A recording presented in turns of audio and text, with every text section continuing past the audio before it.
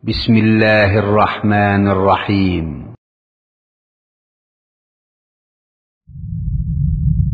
بالتعاون للدعوة والإرشاد وتوعية الجاليات بالدمام. ومن يشاقق الرسول من بعد ما تبين له الهدى ويتبع غير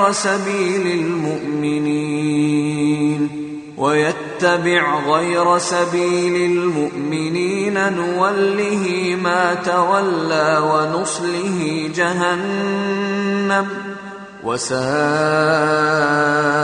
مصيرا.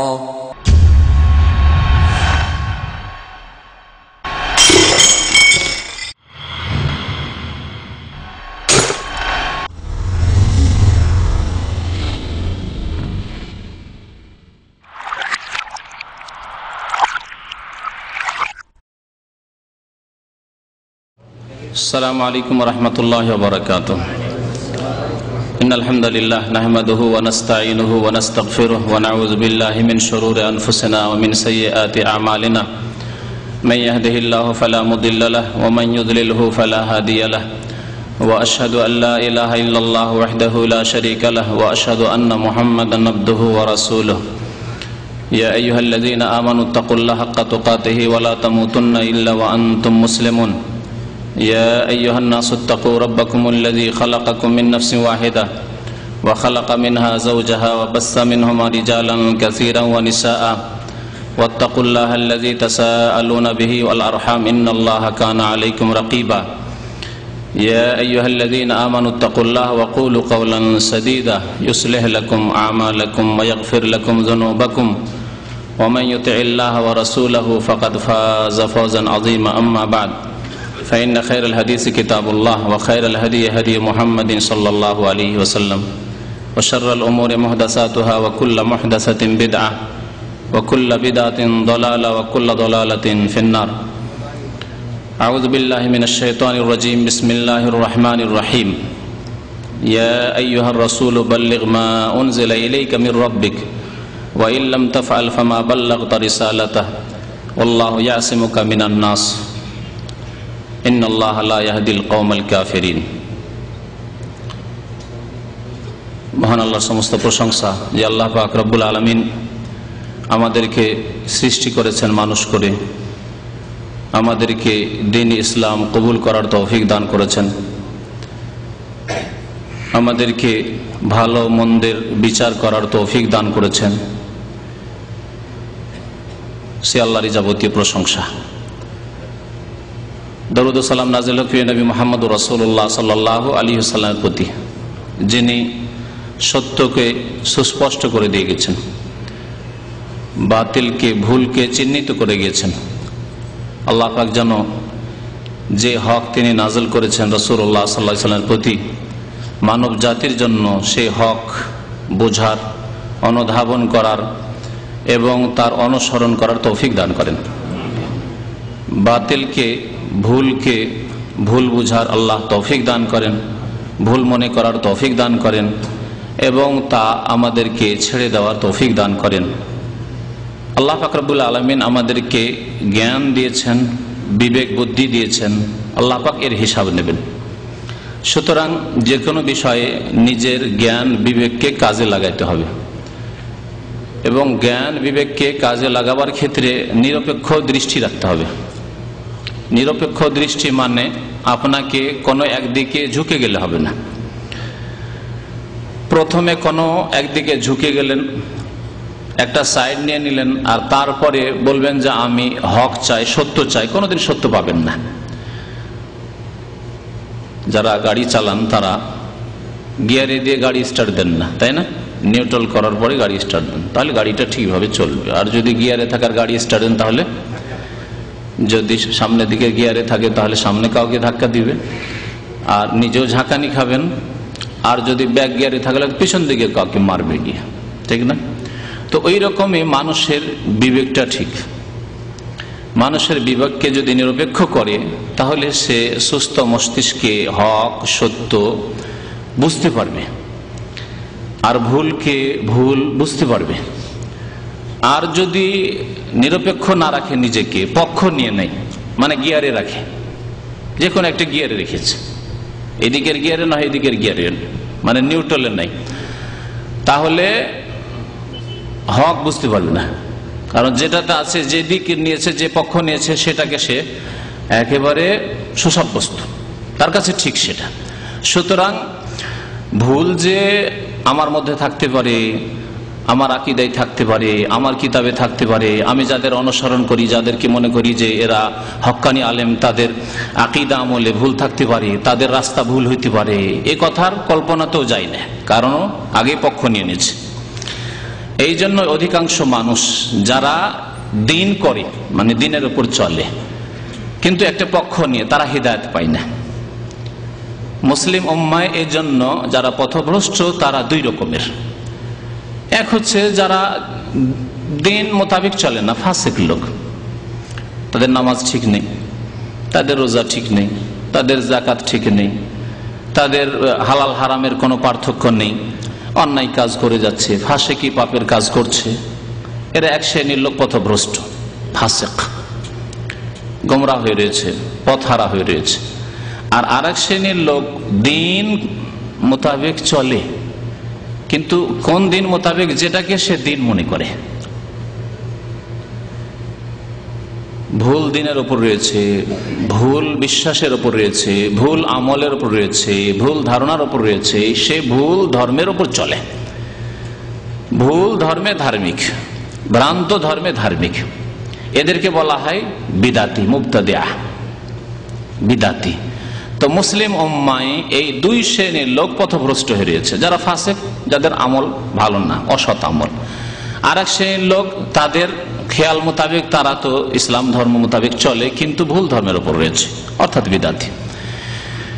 সংশোধন যেমন ফাসিকদের করে বেনামাজিকে নামাজি বানাইতে হবে, বেরোজাদারকে রোজাদার বানাইতে হবে, জাকাত দিচ্ছে না জাকাত দেওয়াইতে হবে, হারাম খোর যে হারাম খাচ্ছে তাকে হালাল খাওয়াইতে হবে, হ্যাঁ, হারাম ব্যবসা করছে তাকে হালাল ব্যবসায়ী বানাইতে হবে, মিথ্যা কথা বলছে তাকে সত্য কথা বলাইতে হবে, সুদখোর ঘুষখোর তাদেরকে সুদমুক্ত ঘুষমুক্ত করতে হবে। এইভাবে সংস্কার সংশোধন করতে হবে। ঠিক তেমনি যারা শিরক বিদআতে লিপ্ত রয়েছে, আকীদায়, বিশ্বাসে, কথায় অথবা আমলে শিরক মনের মধ্যে রয়েছে, আকীদায় রয়েছে, অথবা কথাতে, কাজে কর্মে কথাতে শিরক রয়েছে, সেগুলি তাদের কিতাবে প্রমাণ থাক, অথবা তাদের মৌখিক আলোচনার মধ্যে আসুক, কিন্তু শিরক বিদআত রয়েছে। এইসব শিরক বিদআত থেকে মুক্ত করে মুসলিম বানাতে হবে খাঁটি, না হলে দুটোই কিন্তু গুমরাহির পথ, দুটোই জাহান্নামে যাওয়ার পথ। ফাসিকি পাপের কাজ করেও জাহান্নামে যেতে হবে ওই অবস্থায় মরে গেলে, আর শিরক বিদআত করেও যদি মরে, যদিও জাতিতে মুসলমান হয়, তবুও জাহান্নামে যেতে হবে। তাহলে এই দুইটো রাস্তাকে বর্জন করতে হবে, আর ধরতে হবে সিরাতে মুস্তাকিম। জুমার মসজিদে যেসব ভাইরা ছিলেন খুতবার তরজমার আলোচনায়, তারা শুনেছেন সিরাতে মুস্তাকিম ধরতে হবে। এই দুটো রাস্তা বাদ দিবেন আল্লাহর রাস্তে, বিদআতের রাস্তা, শিরকের রাস্তা বাদ দেন, আর ফাসিকি পাপ করার রাস্তা, অন্যায় করার রাস্তা, হারাম খাওয়ার রাস্তা, ফরজ ওয়াজিব ছাড়ার রাস্তা, এসব রাস্তা বাদ দেন, দিয়ে আল্লাহ পাকের দিনকে মজবুত করে ধরুন। এই দিন যেমন নিজে পালন করতে হবে, তেমন অন্যদের কাছে পৌঁছাইতে হবে, অন্যদের কাছে পৌঁছাতে হবে। এটি হচ্ছে উম্মতের ফরজ দায়িত্ব। এই দিনকে পৌঁছানোকে বলা হয় তাবলীগ, বাল্লাগা ইউবাল্লিগু, তাবলীগ মানে পৌঁছানো। আর এই দিনের দিকে আহ্বান করাকে বলা হয় দাওয়া, মানে আহ্বান করা, দাওয়াত দেওয়া। আল্লাহ পাক রব্বুল আলামিন এই বাল্লাগা ইউবাল্লিগু তাবলীগের কথা উল্লেখ করেছেন কোরআনে কারীমে, আর দাওয়ার কথা, মানুষকে আহ্বান করা, দিনের দিকে ডাকার কথা, আল্লাহর দিকে ডাকার কথা, আল্লাহর কিতাবের দিকে ডাকার কথা, আল্লাহ রাসূলের সুন্নতের দিকে ডাকার কথা উল্লেখ করেছেন। কুনতুম খায়রা উম্মাতিন উখরিজাত লিন-নাস তা'মুরুনা বিল মা'রুফ ওয়া তানহাউনা আনিল মুনকার। আল্লাহ পাক বলেছেন ওয়াল তাকুম মিনকুম উম্মাতুন ইয়াদউনা ইলাল খায়র। ইয়াদউনা, দাওয়াতের কথা আল্লাহ উল্লেখ করেছেন, আহ্বান করার কথা। ওমান আহসানু কাওলান মিম্মান দাআ ইলাল্লাহ, দাওয়াতের কথা আল্লাহ পাক, আহ্বান করার কথা উল্লেখ করেছেন। আল্লাহ পাক রব্বুল কোরআনে কারীমে আরো উল্লেখ করেছেন কুল হাযিহি সাবিলি আদউ ইলাল্লাহ, আদউ ইলাল্লাহ, দাওয়াত দিচ্ছি, ডাকছি, আহ্বান করছি আল্লাহ, আল্লাহর দিকে, আল্লাহ পাক উল্লেখ করেছেন। এভাবে এই দাওয়াত শব্দটি আল্লাহ পাক কোরআনে কারীমের বহু আয়াত উল্লেখ করেছেন। তাবলীগের কথা আল্লাহ পাক উল্লেখ করেছেন সূরা মায়েদার আয়াত নম্বর 67-তে। নবী করিম সাল্লাল্লাহু আলাইহি সাল্লামকে আল্লাহ পাক সম্বোধন করেছেন ইয়া আইয়ুহার রাসূল, হে রাসূল সাল্লাল্লাহু আলাইহি সাল্লাম, বাল্লিগ মা উনজিলা ইলাইকা মির রাব্বিক, আপনি পৌঁছিয়ে দেন। কিন্তু কি পৌঁছিয়ে দেন? হ্যাঁ, কিসসা কাহিনী, হ্যাঁ, ভালো মন্দ সব। হ্যাঁ ভাই, একটা ফিল্মের সিডি এক বাসা থেকে আরেক বাসায় পৌঁছে, ওইটা তো পৌঁছাচ্ছে। হ্যাঁ, ওটা শিরকি কিতাব, হ্যাঁ, বিদাতি কিতাব, শিরকি ক্যাসেট, বিদাতি ক্যাসেট, এটা তো পৌঁছাচ্ছে। এক উর্দু ভাষী ইন্ডিয়ান লোক খামিস মুশাইদ আভা এলাকা থেকে কবর পূজার সিডি সে পৌঁছাচ্ছে দামাম এলাকায় পোস্ট অফিসের মাধ্যমে, স্পিড পোস্ট। আর ওপরে লিখছে যে পার্কার পেন, কেমন জালিয়াতি 2 নম্বর। পার্কার, কিন্তু পার্কার কলমের মতো লাগে নাই, কেমন কথা। কয়েক বছর আগের ঘটনা, সন্দেহ হইল, তদন্ত হইল, ধরা পড়লো যে শির কুফরিতে ভরা সিডি। তাহলে এ তো পৌঁছাচ্ছে, ও তো পৌঁছালো 1500-2000 কিলোমিটার দূর থেকে এখানে দামাম পৌঁছালো কবর পূজারীদের কাছে, বিদাতীদের কাছে।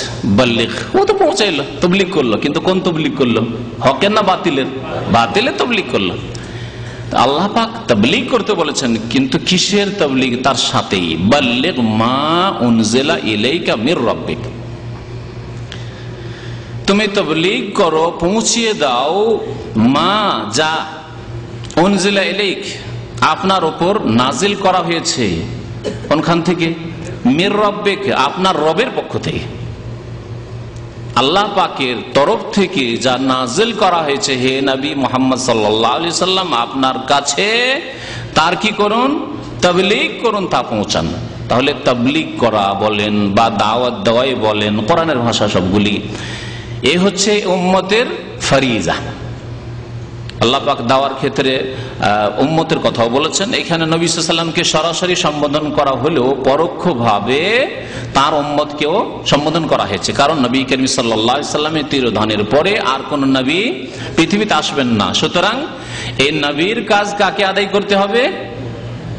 উম্মতকে, উম্মতের বিশেষ করে যাদের কাছে ইলম রয়েছে, উলামায়ে কেরাম, ওয়াল উলামা ওয়ারাসাতুল আম্বিয়া, যারা নবীগণের ওয়ারিস তাদের। কারণ ইলম না থাকলে, পকেট যদি এমটি থাকে, তো পকেটে হাত ভরে কি টাকা বের হবে?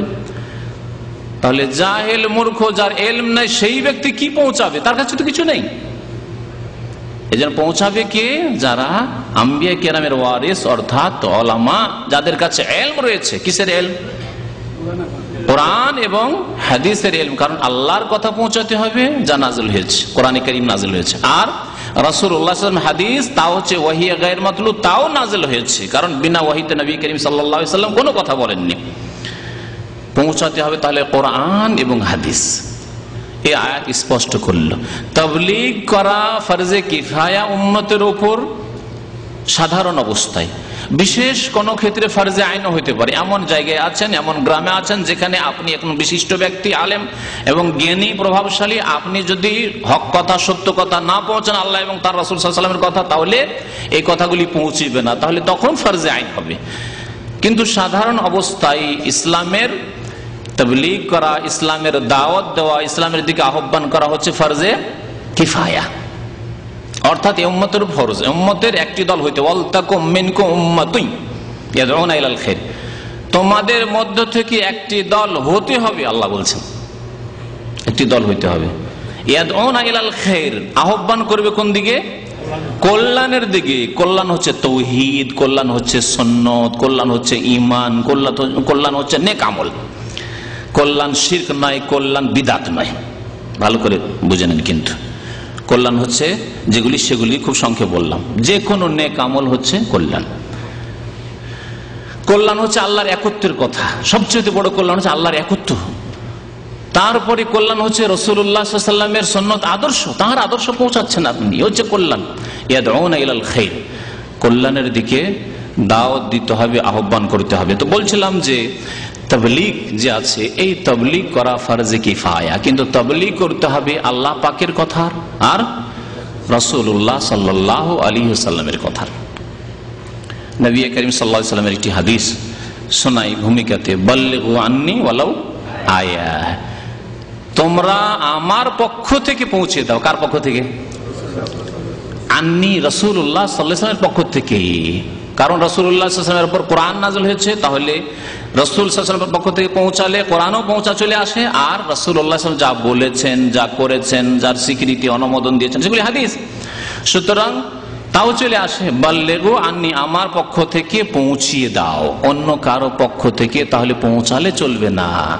অন্য কারো মতবাদ পৌঁছাবেন তা চলবে না, অন্য কারো কল্পিত বস্তু, কল্পিত বিষয়, মন গড়া বিষয় বা শিরক বিদআত পৌঁছাবেন তা চলবে না, কিন্তু তার নাম তাবলীগ নয়।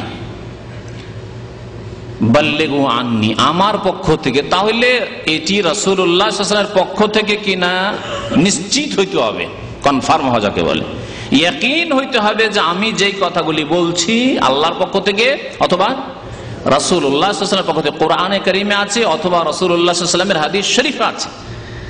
নিশ্চিত হওয়ার পরে পৌঁছাতে, বাল্লিগু আন্নি ওয়ালাউ আয়া, যদি একটি আয়াত জানা থাকে, একটি আয়াতের তাফসীর জানা থাকে, একটি আয়াত থেকে মাসলা মাসাইল কি ইস্তেমবাত হচ্ছে তা জানা থাকে, একটি হাদিস, আয়াত মানে এখানে যে কোনো দিনের মাসলা মাসাইল, বিধিবিধান, আকীদা হোক অথবা আমলের ক্ষেত্রে হোক, ফিকহি মাসলা মাসাইল হোক, যে কোনো বিষয়, শুধু আয়াত মানে কোরআন কারীমের আয়াত নয়, দ্বীনের নিদর্শন। সুতরাং একটি মাসলা, একটি আয়াত সংক্রান্ত হোক, একটি হাদিস সংক্রান্ত হোক, কোরআন সুন্নাহর একটি মাসলা, একটি বিষয় যদি তোমার জানা থাকে নিশ্চিত ভাবে, তাহলে বাল্লিগু আন্নি, আমার পক্ষ থেকে তা মানব জাতি পর্যন্ত পৌঁছিয়ে দাও। তাহলে তাবলীগের মানে ইসলাম প্রচারের জন্য তাকিদ রয়েছে, নবী করিম সাল্লাল্লাহু আলাইহি ওয়াসাল্লামের আদেশ রয়েছে, এবং সবচাইতে ভালো কাজ, ওয়ামান আহসানু কাওলান মিম্মান দা ইলাল্লাহ, ওর চাইতে ভালো কথা আর কারো কথা হইতে পারে না, যেই ব্যক্তি আল্লাহর দিকে কি করে, আহ্বান করে, ডাকে। সবচাইতে ভালো কথা হচ্ছে নিজে আমল করার পরে, নিজেকে সংশোধন করার পরে যথাসাধ্য আরো ভালো করার চেষ্টা করেন। কিছু ত্রুটি আছে তার মানে এই না যে কাউকে বলবো না, কিন্তু নিজেকে আরো সুন্দর করার চেষ্টা করতে হবে যাতে করে আমার কথা বেশি ফলপ্রসূ হয়। তারপরে অন্যকে ভালো কাজের দিকে ডাকা হচ্ছে সবচাইতে ভালো আমল।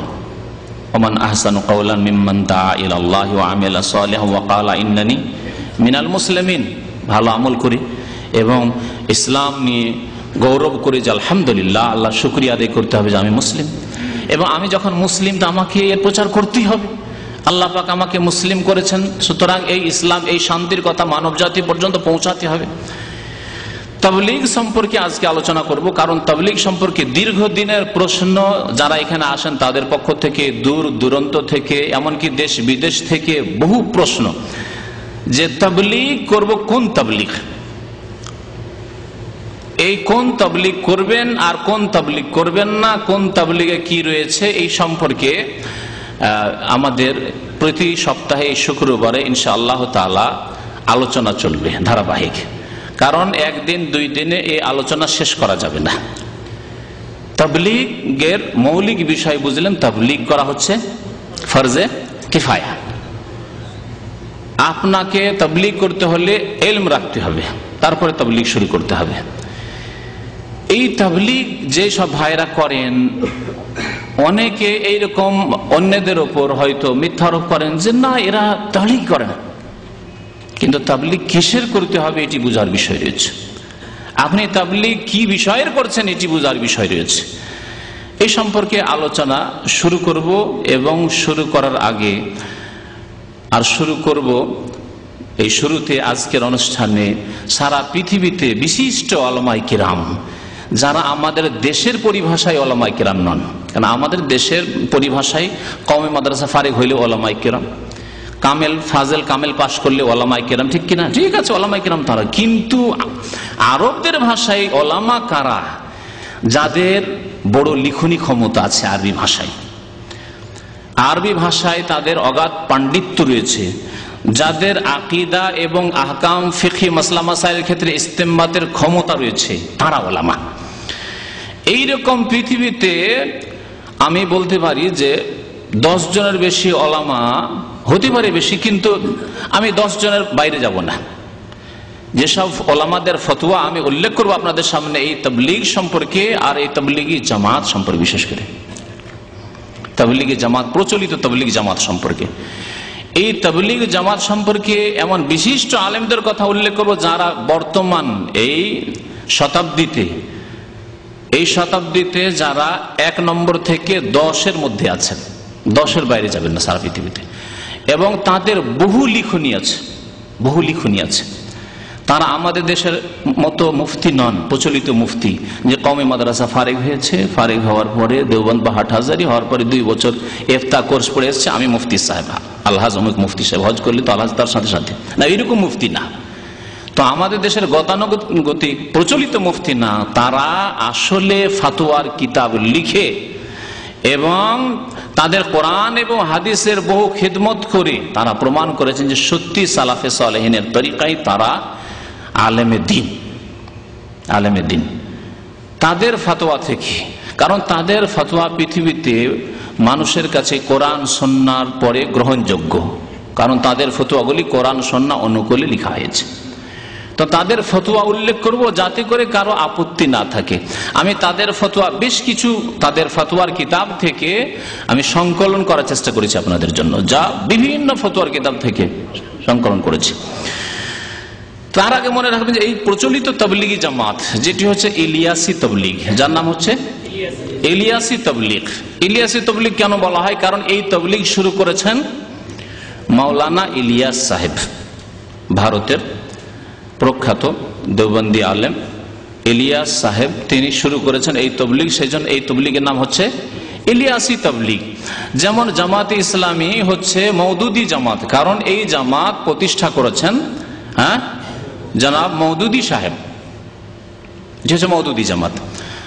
তো এই ইলিয়াসি তাবলীগ, যেই তাবলীগ শুরু হয়েছে কতদিন আগে এ সম্পর্কে অধিকাংশ লোকের কিন্তু ধারণা নেই।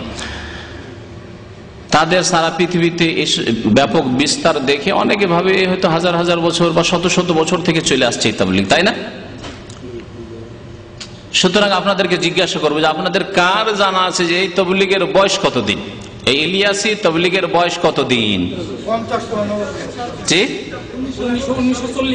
1940 ইংরেজি, 1940 সমান আরবিতে যে কত হবে? এই ইলিয়াস সাহেবের জন্ম এবং মৃত্যুকাল আপনাদের সামনে বয়ান করছে।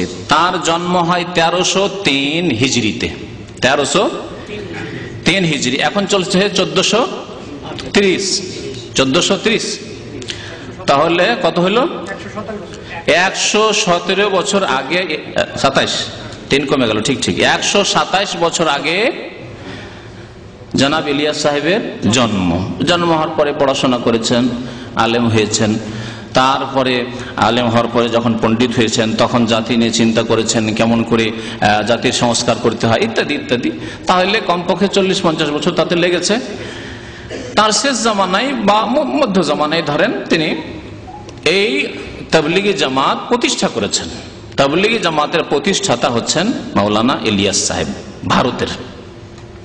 এখানে আরেকটি মজার কথা আপনাদের সামনে বয়ান করি যে আমার বিভিন্ন যখন আলোচনা হইল তখন কিছু ভ্রান্ত অনইসলামিক জাতীয়তায় বিশ্বাসী লোকেরা কিছু অপবাদ দিতে লাগলো যে শাইখ মতিউর রহমান শুধু আমাদের বাংলাদেশ সম্পর্কে কেন আলোচনা করে, ভারত সম্পর্কে কেন আলোচনা করে না।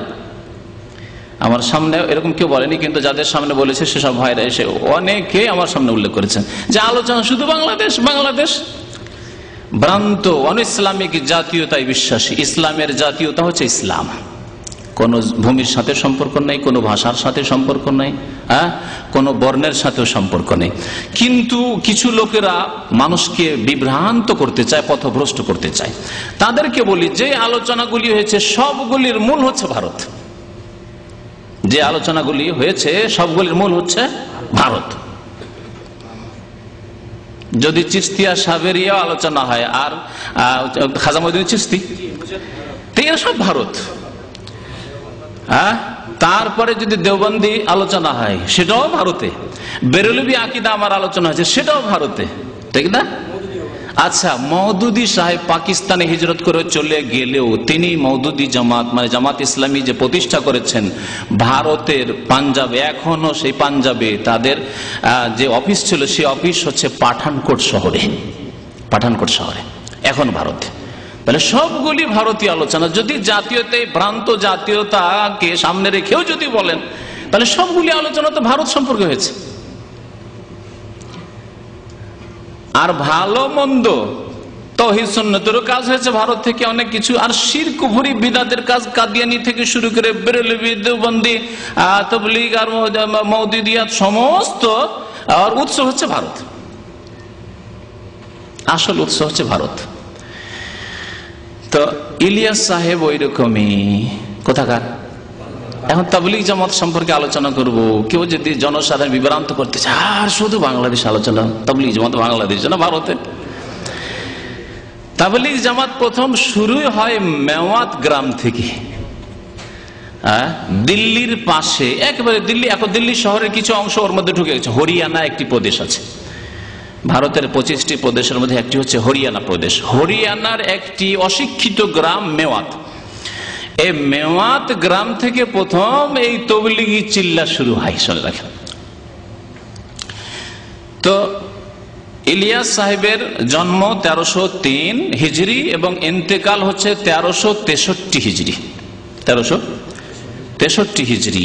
তার ব্যক্তি জীবন সম্পর্কে বেশি কিছু আজকে বলবো না, যদি অন্য সময় কোনো সময় হয় ইনশাআল্লাহ তাআলা কিছু বলবো। কিন্তু আজকে আসল তাবলীগ সম্পর্কে উলামায়ে কেরামদের যে ফতোয়া সে সম্পর্কে আলোচনা করব। এখানে শুধু এটি কথা বুঝাতে চাইছি যে এর বয়স 63 বছর থেকে যদি ধরি, 63 থেকে আজকে 1430 হয়ে গেল, তাহলে তার ইন্তেকালের ওপর কতদিন অতিবাহিত হয়ে চলে গেল? 30 আর ওইদিকে হচ্ছে 37 তো তাহলে কত হয়? 67 বছর। তাহলে মৌলানা ইলিয়াস সাহেবের দেশীয় তরিকা মৌলানা বলছি, কথা বুঝতে পারছেন, যাতে করে অনেকে এরকম ধারণা না করেন যে আমরা ইহতেরাম করেন। শ্রদ্ধা আপন জায়গায় ঠিক আছে, কিন্তু তার ভুলও আপন জায়গায় ঠিক আছে।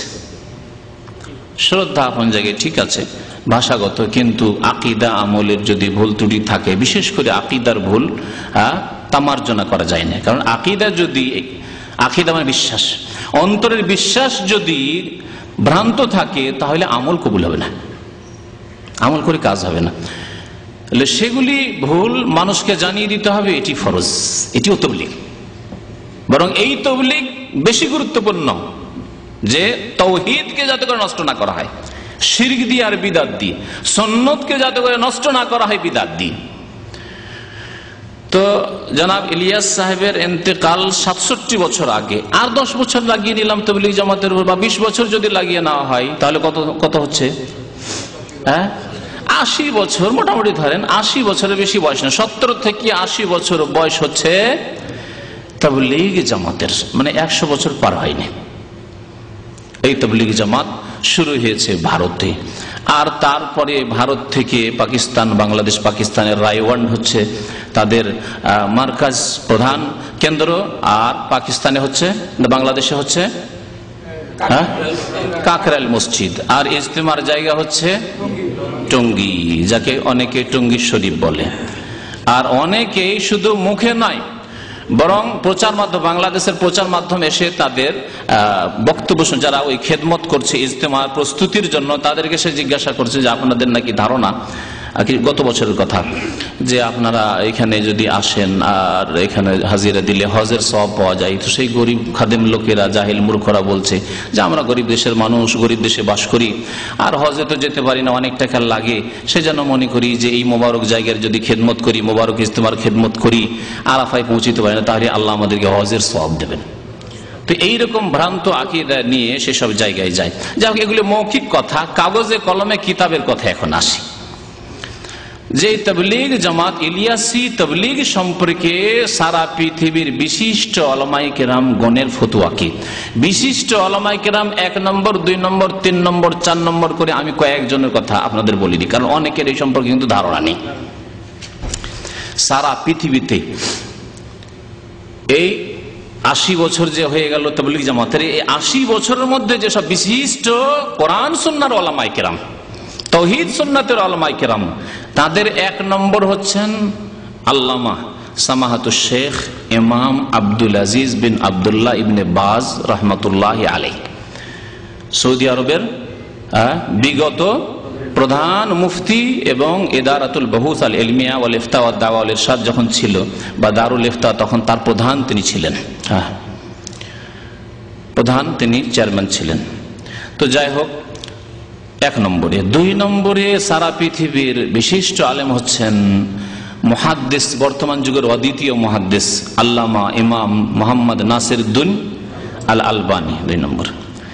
3 নম্বরে আল্লামা মোহাম্মদ বিন সালেহ আল উসাইমিন আল কাসিমের, জি, আলেম এবং ফকিহ, এবং বহু কিতাব রয়েছে, যাদের কথা বলছি তাদের 1-2টি কিতাব নয়, বহু কিতাব রয়েছে এবং বহু খণ্ডে রয়েছে এক একটি কিতাব, হাদিসের কিতাব, ফিকহের কিতাব, ফতোয়ার কিতাব, জি।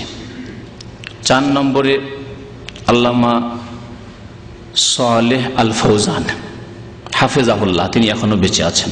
এই 3 জন ইন্তেকাল করেছেন এই কয়েক বছর মধ্যে, এই 10 বছর 11 বছর মধ্যে 3 জনের ইন্তেকাল হয়েছে। ইবনে বাজ রহমতুল্লাহ ইন্তেকাল হয়েছে, আমি যে বছর এখানে আছি 1420, আর তার কয়েক বছরের মধ্যেই ইন্তেকাল হয়েছে আল্লামা নাসিরউদ্দিন আলবানী, তারপরে ইন্তেকাল হয়েছে ইবনে উসাইমিন রহমতুল্লাহ আলাইহিম আজমাইনদের। আল্লামা সালেহ আল ফৌজান বেঁচে আছেন। 4 জনের কথা বললাম, এই 4 জনের ফতোয়া। আর 5 নম্বরে একটি বিস্তারিত ফতোয়া তাবলীগ জামাতের উপর রয়েছে। এই আল খোবারে রয়েছেন বিশিষ্ট একজন আলেম, এবং তার খেদমত বিশেষ করে আজকাল যান্ত্রিক সভ্যতার যুগে, ইন্টারনেটের যুগে, ইন্টারনেটে সবচেয়ে বেশি। তিনি হচ্ছেন আল্লামা মোহাম্মদ বিন সালেহ আল মুনাজ্জিদ, মুনাজ্জিদ বলে প্রসিদ্ধ। তার বেশ কিছু কিতাব রয়েছে। কতিপয় হারাম বস্তু, একটা বাংলায় বই পড়েছেন না, সেটি তার লেখা। তো ইন্টারনেটে বিশাল কাজ হচ্ছে। আমাদের এক ভাই খোবার থেকে আসেন, কাজী বললে যে ভাই, উনি হচ্ছেন এই মোহাম্মদ সালেহ আল মুনাজ্জিদের বাড়ির ড্রাইভার, অফিস ড্রাইভার। তিনি সামনে থাকলে আরো সুবিধা হইতো, ওনাকে বলতে বলে গেছে আগামী সপ্তাহে আপনাদের সামনে ওনাকে হাজির করো। এবং ইন্টারনেটে যে কত বড় বিশাল কাজ হচ্ছে 2 ভাষায়, পৃথিবীর 2টি জীবন্ত ভাষায়, ইংরেজিতে এবং আরবিকে, ইংরেজিতে এবং আরবিকে। এই ইন্টারনেটে এই তাবলীগ জামাত ইলিয়াসী তাবলীগের উপর বিস্তারিত ফতোয়া তার রয়েছে। তাহলে কজনের নাম বললাম? এই 5 জনের ফতোয়া আপনাদের সামনে নকল করব। আর বাকি যদি অন্য কোনো ফতোয়া চলে আসে আনুষঙ্গিক, তাহলে প্রয়োজন হলে করব, বা সময় হলে করব ইনশাআল্লাহ তাআলা। এই ফতোয়াগুলি আপনাদেরকে শোনাই। ফতোয়াগুলি শোনাবার আগে সামনে চলে আসেন, জায়গার অভাব আছে। কিতাবগুলি দেখায়। এই কিতাব দেখতে পাচ্ছেন কি আপনারা? নাম হচ্ছে ফাজাইলে আমল। ফাজাইলে কি লেখা আছে? এটা 1ম খণ্ড। এটি হচ্ছে 1ম খণ্ড। উর্দুতে লেখা হয়েছে 1ম কিতাব। ভারতে কিতাব লেখা হয়েছে উর্দুই, তারপর বিভিন্ন ভাষায় তরজমা হয়েছে। এই তরজমা হয়েছে বাংলায়। অনুবাদক হচ্ছেন মৌলানা মোহাম্মদ সাখাওয়াতুল্লাহ, মুমতাজুল মুহাদ্দিসিন রিসার্চ স্কলার। হ্যাঁ, আর সরাসরি শাইখুল হাদিস হযরত মাওলানা হাফেজ মোহাম্মদ জাকারিয়া সাহারানপুরি সাহেবের দোয়া ও ইজাজত প্রাপ্ত, মানে পীর মুরিদের যে ইজাজত রয়েছে, ইজাজত মানে এমনি ইজাজত না, অনুবাদের ইজাজত প্রাপ্ত। তো যাই হোক, এই কিতাব সাখাওয়াতুল্লাহ সাহেবের অনুবাদ। আরেকটি অনুবাদ বাংলা ভাষায় রয়েছে আম্বর আলী। তো আম্বর আলীর পাতা নম্বরগুলি যখন আগামীতে বলবো, সাখাওয়াতুল্লাহ সাহেবের তরজমা থেকে বলবো, আম্বর আলীর কিতাব কেউ যে দেখেন আর পাতা নম্বর না মিলে, তাহলে ওটা আপনাকে মিলিয়ে নিতে হবে। পাতা নম্বরে আগে পরে হবে তখন। এটি হচ্ছে 1ম খণ্ড। এ হচ্ছে ফাজাইল আমল, 2য় খণ্ড। এতে কি রয়েছে আপনাদের দেখাই। এতে রয়েছে ফাজাইলে তবলিগ, ফাজাইলে নামাজ, ফাজাইলে কোরআন, ফাজাইলে জিকির, ফাজাইলে রমজান, হেকায়েতে সাহাবা।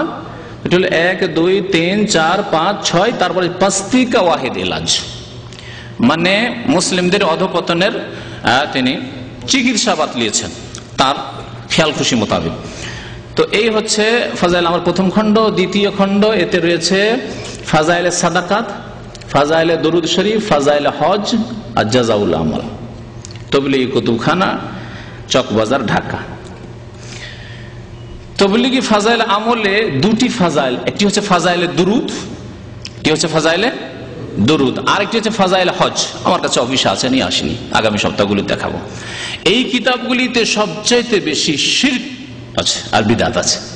এই দুটিতে, ফাজাইলগুলি যতগুলি আছে প্রায়গুলিতে বিদাত আছে, কিন্তু এই দুইটিতে সবচাইতে বেশি বিদাত আছে এবং শিরক পর্যন্ত আছে। কিতাব খুলে খুলে ধরে ধরে পড়ে শোনাবো, যাতে করে কোনো সন্দেহের অবকাশ না থাকে। যার ফলে তারা একটু চালাক চতুর হয়ে এগুলোকে একটু আলাদা করে দিলেন, যে যারা কয়েক চিল্লা দিয়ে একবারে অন্ধভক্ত হয়ে গেছে, এখন তাদের বেরিয়ে যাওয়ার কোনো আশঙ্কা নেই, সম্ভাবনা নেই, তারা এগুলি খাস খাস লোকেরা পড়বে, খাওয়াসুল খাস, বিশেষ বিশেষ লোকেরা এগুলো পড়বে। সেই জন্য এই ফাজাইলে দুরুদ শরীফকে আলাদা করে দেওয়া হচ্ছে। এতে ডাহা শিরক আছে, বহু শিরক। এইরকম ফাজাইলে আমলে ডাহা বড় শিরক আছে, শিরক আকবার, যেসব শিরকের কারণে ইসলাম থেকে মানুষ বেরিয়ে যায়, ফতুয়াতে শুনতে পাবেন তখন এগুলি রয়েছে। এই জন্য এগুলিকে আলাদা করে দিয়েছে। এখন আপনাদের সামনে এই ফাজাইল থেকে একটি বিষয় উল্লেখ করে ফাজাইলের কিতাবের প্রথম খণ্ডের একেবারে ভূমিকাতে কি বলেছেন, তারপরে আমার আলোচনা এবং ফতুয়া শুরু করব। ভূমিকাতে লিখেছেন, ভূমিকা বিসমিল্লাহির রহমানির রহিম নাহমাদুহু ওয়া নুসাল্লি আলা রাসূলিল কারীম, তামহিদ, উর্দু আরবিতে তামহিদ মানে ভূমিকা, বাংলায় লেখা আছে ভূমিকা। তারপর আল্লাহর প্রশংসা, নবীর প্রতি দরুদ, এসব করার পরে বলছেন যে একটা সংক্ষিপ্ত বই লিখি, এত বড়, শুনেন এখন, এত বড় বুজুর্গের সন্তুষ্টি বিধান আমার পরকালে নাজাতের ওসিলা হইবে মনে করিয়া আমি উক্ত কাজে সচেষ্ট হই। কি শুনলেন? এই উক্ত কাজে তাবলীগ জামাতের এত মোটা কিতাব লিখার জন্য যে তিনি কি হয়েছেন, সচেষ্ট হয়েছেন, কি উদ্দেশ্যে? আবার শোনান, এত বড় বুজুর্গের সন্তুষ্টি বিধান, কার সন্তুষ্টি বিধান? বুজুর্গের সন্তুষ্টি বিধান, আল্লাহ পাকের নয়। আমার পরকালে নাজাতের ওসিলা হবে, মানে বুজুর্গ যদি সন্তুষ্ট হয়ে যান তাহলে আমার নাজাত হবে। তাহলে বুজুর্গের সন্তুষ্টির উদ্দেশ্যে এত মোটা কিতাব লেখা হয়েছে। একটি কিতাবের পৃষ্ঠার সংখ্যা হচ্ছে 802, হ্যাঁ, 1600-1700 পৃষ্ঠার এই কিতাব লেখা হয়েছে আল্লাহ ছাড়া অন্যের সন্তুষ্টির উদ্দেশ্যে। জি, ভূমিকা পড়ে শোনালাম। আচ্ছা, ভূমিকাতে আরেকটি মজার কথা আছে। তিনি অন্যদের সম্পর্কে বলছেন যে অনেকে শিরক বিদআতে লিপ্ত আছে আর শিরককে শিরক মনে করে না। আমি বলছি যে জনাব, আপনি ওই অবস্থায় আছেন। অন্যদেরকে কেন তহমত দিচ্ছেন? অনেকে শিরক, লক্ষ লক্ষ লোক শিরক করছে, অথচ শিরককে শিরক মনে করে না। আপনি তো ওই কাদায় হাবুডুবু খাচ্ছেন। দেখেন, শোনেন, তারপরে 3-4 লাইন পরে, বরং লক্ষ লক্ষ লোক প্রকাশ্যভাবে কুফরি ও শিরকে লিপ্ত রয়েছে। আরো আশ্চর্যের বিষয় যে তারা উহাকে শিরক ও কুফরি বলিয়া ধারণাই করে না। তার আগে নিজে শিরকি কথা লিখলেন এবং শিরকে শিরকি মনে করলেন না। কে? তিনি। জি, লেখক কে? লেখক ইলিয়াস সাহেবের সন্তুষ্টি বিধানে লিখেছেন মাওলানা জাকারিয়া সাহেব, না বাংলা অনুবাদক সাখাওয়াতুল্লাহ সাহেব। তো তাহলে আরেকটু আগে থেকে শোনাই যে কার সন্তুষ্টি চেয়েছেন।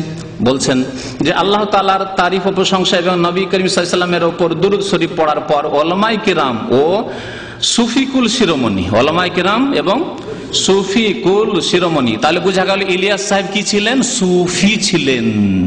হ্যাঁ, পীরের তরিকা, শুধু সুফি ছিলেন না, সুফিকুল শিরোমণি, মুজাদ্দিদুদ দ্বীন, সংস্কারক। কিসের সংস্কার করেছেন? কিতাব পড়লে বুঝতে পারবেন এবং তাদের আকীদা আমলে বুঝতে পারবেন। হযরত মাওলানা ইলিয়াস রাহিমাহুল্লাহ আমাকে আদেশ করলেন, তিনি তাবলীগ জামাত প্রতিষ্ঠা করলেন এবং কিতাব লেখার জন্য আদেশ করলেন কাকে? মাওলানা জাকারিয়া সাহেবকে। বলছেন যে তাবলীগের দিনের প্রয়োজন অনুসারে কোরআন ও হাদিস অবলম্বনে যেন একটা সংক্ষিপ্ত বই লিখি। সংক্ষিপ্ত বই লেখার আদেশ করলেন, যে সংক্ষিপ্ত বই মাশাআল্লাহ 1800 পৃষ্ঠা, 1600-1700 পৃষ্ঠা পৌঁছেছে। এত বড়, এখন শুনেন, এত বড় বুজুর্গের সন্তুষ্টি বিধান আমার পরকালে নাজাতের ওসিলা হইবে মনে করিয়া আমি উক্ত কাজে সচেষ্ট হই। এখন কিতাব রেখে দিচ্ছি, কিতাব থেকে পরে শোনাবো, কিন্তু এখন আপনাদেরকে শোনাবো আল্লাহ পাক কোরআনে কারিমে এবং রাসূলুল্লাহ সাল্লাল্লাহু আলাইহি ওয়াসাল্লাম তার হাদিসে কি বলেছেন, মানুষের সন্তুষ্টির জন্য আমল করতে হবে ধর্মীয় আমল না আল্লাহর সন্তুষ্টির জন্য? আমি 4টি আয়াত উল্লেখ করব, 4টি বা 5টি আয়াত কোরআনে কারিম থেকে আপনাদের সামনে আমি নোট করে নিয়েছি, উল্লেখ করব, যাতে একমাত্র আল্লাহর সন্তুষ্টির কথা, এছাড়া বহু আয়াত রয়েছে। হাদিস 6টি হাদিস আপনাদের সামনে নোট করে নিয়ে এসেছি, 10-11টি দলিল যে একমাত্র সন্তুষ্টি কামনা কার করতে হবে? আল্লাহ পাকের। সূরা বাকারার আয়াত নম্বর 272 মহান আল্লাহ ইরশাদ করেছেন, লাইসা আলাইকা হুদাহুম ওয়ালাকিন্নাল্লাহ ইয়াহদি মান ইয়াশা। হে নবী, আপনি তাদের হেদায়েতের ক্ষমতা রাখেন না, গন্তব্যস্থানে পৌঁছে দেওয়ার ক্ষমতা রাখেন না, তবে আল্লাহ পাক যাকে ইচ্ছা কি করেন? হেদায়েত করে থাকেন। ওমা তুনফিকু মিন খায়রিন ফালিআনফুসিকুম, আর তোমরা যা কিছুই ভালো কাজ মানে ভালো ব্যয় করো, ফালিআনফুসিকুম তা তোমাদের জন্য, ওমা তুনফিকুনা ইল্লা ইবতিগা ওয়াজহিল্লাহ, আর যা কিছু তোমরা ব্যয় করবে খরচ করবে আল্লাহর রাহে, ফরজ হোক নফল হোক দান খায়রাত হোক, কি হবে, কি করতে হবে? ইল্লা ইবতিগা ওয়াজহিল্লাহ, আল্লাহর সন্তুষ্টির আশাই করতে হবে। ইবতিগা মানে তলব করা, ওয়াজহুল্লাহ মানে আল্লাহর সন্তুষ্টি। আল্লাহর ওয়াজহ রয়েছে বলে আল্লাহর ওয়াজহ মুখমণ্ডলের কথা বলে সন্তুষ্টিকে উদ্দেশ্য করা হয়েছে। ওয়াজহুন আল্লাহর ওয়াজহ রয়েছে এবং আল্লাহর ওয়াজহ প্রমাণ করা হয়েছে এবং আল্লাহর সন্তুষ্টি উদ্দেশ্য করা হয়েছে। যেমন আমরা বলি যে ভাই অনেক দিন থেকে আপনার মুখখান দেখিনি, বিশেষ করে মা খালারা, খালা ফুফু, আমরা এখন এত বড় হইলেও দেশে যখন যায় আর অনেক দিন পরে খালার বাড়ি গেছি ফুফুর বাড়ি গেছি, আমাদের আঞ্চলিক ভাষা বলে বেটারে ধন রে তোর মুখখান অনেক দিন থেকে দেখিনি। তো তোর মুখখান অনেক দিন থেকে দেখিনি মানে কি পা দেখেছে নাকি, হাত দেখেছে, পিঠ দেখেছে? না, মুখটা হচ্ছে শ্রেষ্ঠ সেজন্য মুখ বলা হয়েছে, কিন্তু উদ্দেশ্য হচ্ছে তোকে অনেক দিন থেকে দেখিনি। তো আল্লাহ পাক রব্বুল আলামিনের ওয়াজহ মানে চেহারা আছে বলে আল্লাহ চেহারার কথা উল্লেখ করেছেন, আর চেহারা সবচাইতে শ্রেষ্ঠ, সেই জন্য আল্লাহর সবকিছুই শ্রেষ্ঠ। আল্লাহ পাক ওয়াজহের কথা বলে সন্তুষ্টি উদ্দেশ্য করেছেন। ইল্লা ইবতিগা ওয়াজহিল্লাহ, তাহলে যে কোনো কাজ করতে হবে কি করতে হবে? ইবতিগা ওয়াজহিল্লাহ, আল্লাহর সন্তুষ্টি কামনা করতে হবে। সূরা রাদের আয়াত নম্বর 22 শুনেন, ওয়াল্লাযিনা সাবারু ইবতিগা ওয়াজহি রাব্বিহিম, আল্লাহ বলছেন যারা ধৈর্য ধারণ করেছে তাদের রবের সন্তুষ্টির উদ্দেশ্যে, রবের সন্তুষ্টির উদ্দেশ্যে। কোন জায়গায় কোরআনে কারিমে দেখাতে পারবেন না যে রাসূলুল্লাহ সাল্লাল্লাহু আলাইহি ওয়াসাল্লামের সন্তুষ্টির উদ্দেশ্যে। রাসূলুল্লাহ সাল্লাল্লাহু সন্তুষ্টির উদ্দেশ্যে কথাই যদি কোরআন হাদিসে না দেখাতে পারেন, তাহলে ইলিয়াস সাহেবের সন্তুষ্টি, আর ইমাম শাফির সন্তুষ্টি, আর নাসিরুদ্দিন আলবানীর সন্তুষ্টি, আর অমুকের সন্তুষ্টি চলবে না? শিরক হবে, বলুন শিরক হবে না? তারপরে সূরা রুমের আয়াত নম্বর 38-এ মহান আল্লাহ ইরশাদ করেছেন, ফাতিজাল কুরবা হাক্কাহু, আত্মীয়দেরকে তাদের অধিকার দাও, ওয়াল মিসকিন, দরিদ্রদেরকে, ওয়াবনাস সাবিল, আর মুসাফিরদেরকে, পথিকদেরকে, যালিকা খায়রুল লিল্লাযিনা ইউরিদুনা ওয়াজহাল্লাহ, এটি হচ্ছে কল্যাণকর ওদের জন্য যারা আল্লাহর সন্তুষ্টির ইচ্ছা করে। ইউরিদুনা ওয়াজহাল্লাহ, আল্লাহর সন্তুষ্টির ইচ্ছা করে। তাহলে খায়র কার জন্য? এই কিতাব লেখা কার জন্য খায়র হবে? ইউরিদুনা ওয়াজহাল্লাহ, যারা আল্লাহর সন্তুষ্টির ইচ্ছা করে। কিন্তু যারা মানুষের সন্তুষ্টি বিধান লিখেছে তাদের যে পরিণাম কি হবে আল্লাহ পাক ভালো জানেন, এর বেশি আর কিছু বলা যাবে না। সূরা রুমের আয়াত নম্বর 39-এ আবার আল্লাহ পাক বলেন,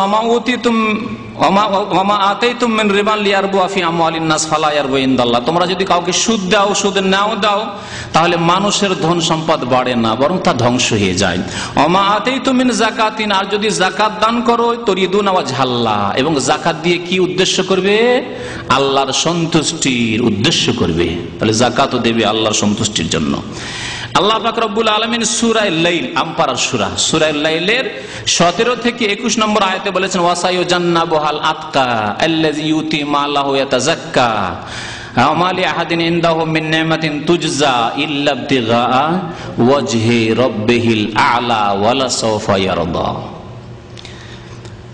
ওমা লিআহাদিন ইনদাহু মিন নি'মাতিন তুজজা, এখানে বলা হয়েছে যে আয়াতটি আবু বকর সিদ্দিক রাদিয়াল্লাহু তাআলা আনহু সম্পর্কে নাযিল হয়েছে। আয়াতের অর্থ আম, সবাইকে শামিল রয়েছে যারা এই ভালো উদ্দেশ্যে কাজ করবে। জাহান্নাম থেকে দূরে থাকবে মানে বাঁচিয়ে রাখা হবে কাকে? আতকা, মুত্তাকিকে। যারা কি করেছে? ইল্লা ইবতিগা ওয়াজহি রাব্বিহিল আলা, কারো প্রতিদান দেওয়ার জন্য না, যে ও ইহসান করেছে সেজন্য ইহসান করলাম, ও ধার দিয়েছে সেজন্য ধার দিলাম, ও উপকার করেছে সেজন্য উপকার করলাম, ও আমাকে খেতে দিয়েছে সেজন্য খেতে দিলাম, ও আমাকে দাওয়াত দেয় সেজন্য দাওয়াত দিলাম না। ইল্লা ইবতিগা ওয়াজহি রাব্বিহিল আলা, মহান রবের সন্তুষ্টির উদ্দেশ্যে। কি বলেছেন আল্লাহ? মহান রবের সন্তুষ্টির উদ্দেশ্যে। এই তো আয়াত শোনাইলাম আপনাদেরকে, প্রায় 5টি আয়াত। এখন হাদিস শোনেন। তারপরে যে কোনো ইবাদত কবুল হবে ইখলাসের ভিত্তিতে, একমাত্র আল্লাহর সন্তুষ্টি ইচ্ছা করেন তাহলে কবুল হবে, না হলে কবুল হবে না। সূরা জুমারে আল্লাহ পাক ইরশাদ করেছে, আলা লিল্লাহি দ্বীনুল খালিস, দিনকে, দিনের আমলকে, এইসব লেখাকে আল্লাহর জন্য কি করতে হবে? খালেস, নিখুঁত, নির্ভেজাল করতে হবে। ওমা উমিরু ইল্লা লিয়াবুদুল্লাহা মুখলিসিনা লাহুদ্দিন, আল্লাহ সূরাতুল বাইয়িনায় বলেছেন। এইরকম বহু আয়াত রয়েছে।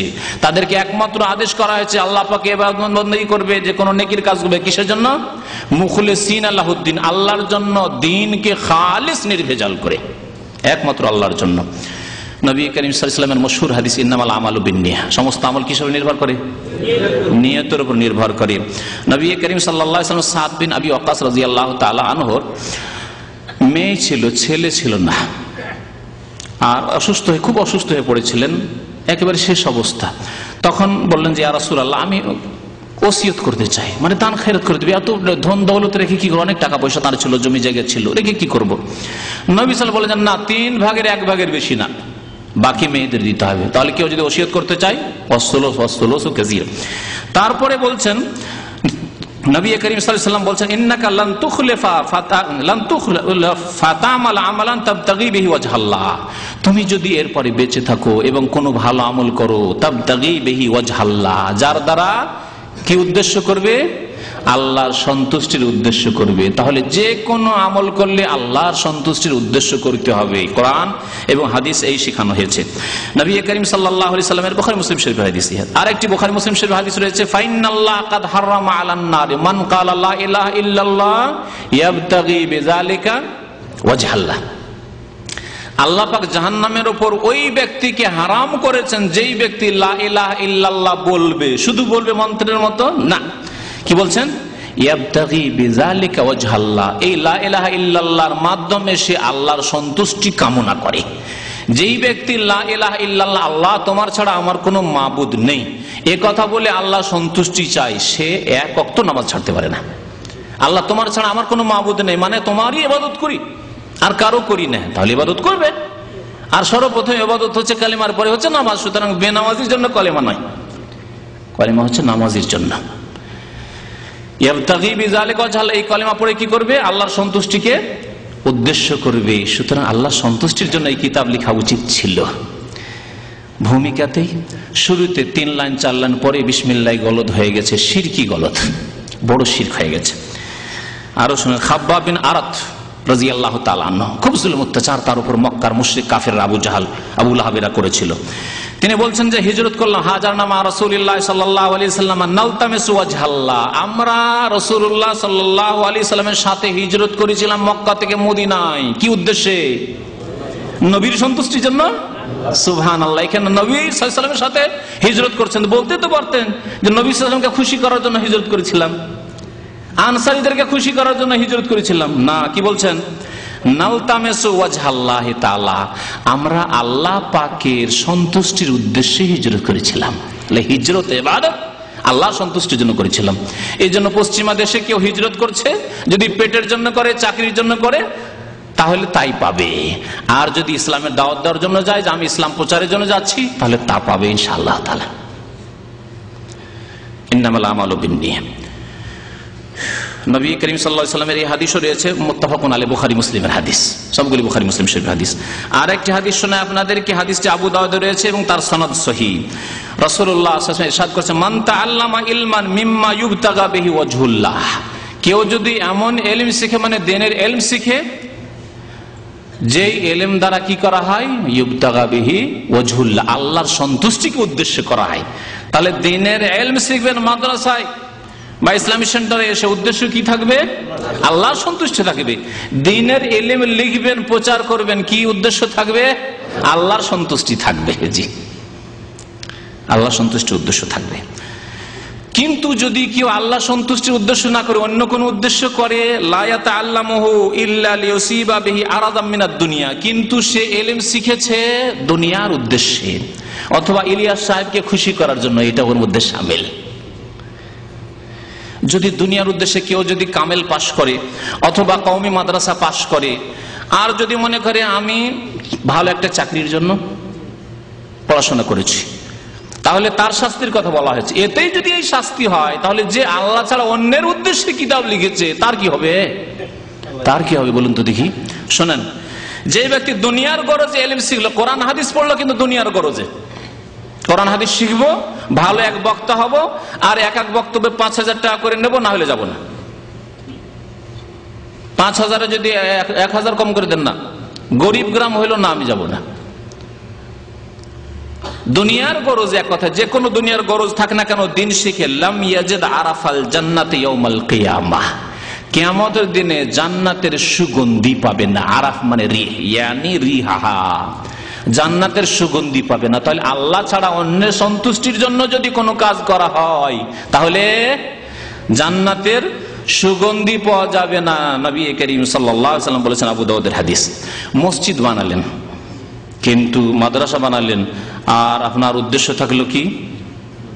দুনিয়ার গরজ, মানুষের মধ্যে খ্যাতি হোক, লেখা থাকবে অমুক মসজিদ বানিয়েছে, সবাই জানবে যে আমি মসজিদটা বানিয়ে গেছি, আমার একটা প্রভাব থাকবে, আমার ছেলে মেয়েদের একটা প্রভাব থাকবে যে আমরা জমিদার ফ্যামিলি, আমরা সুখী ফ্যামিলি, আমরা এই যে মসজিদ বানিয়ে গেছি।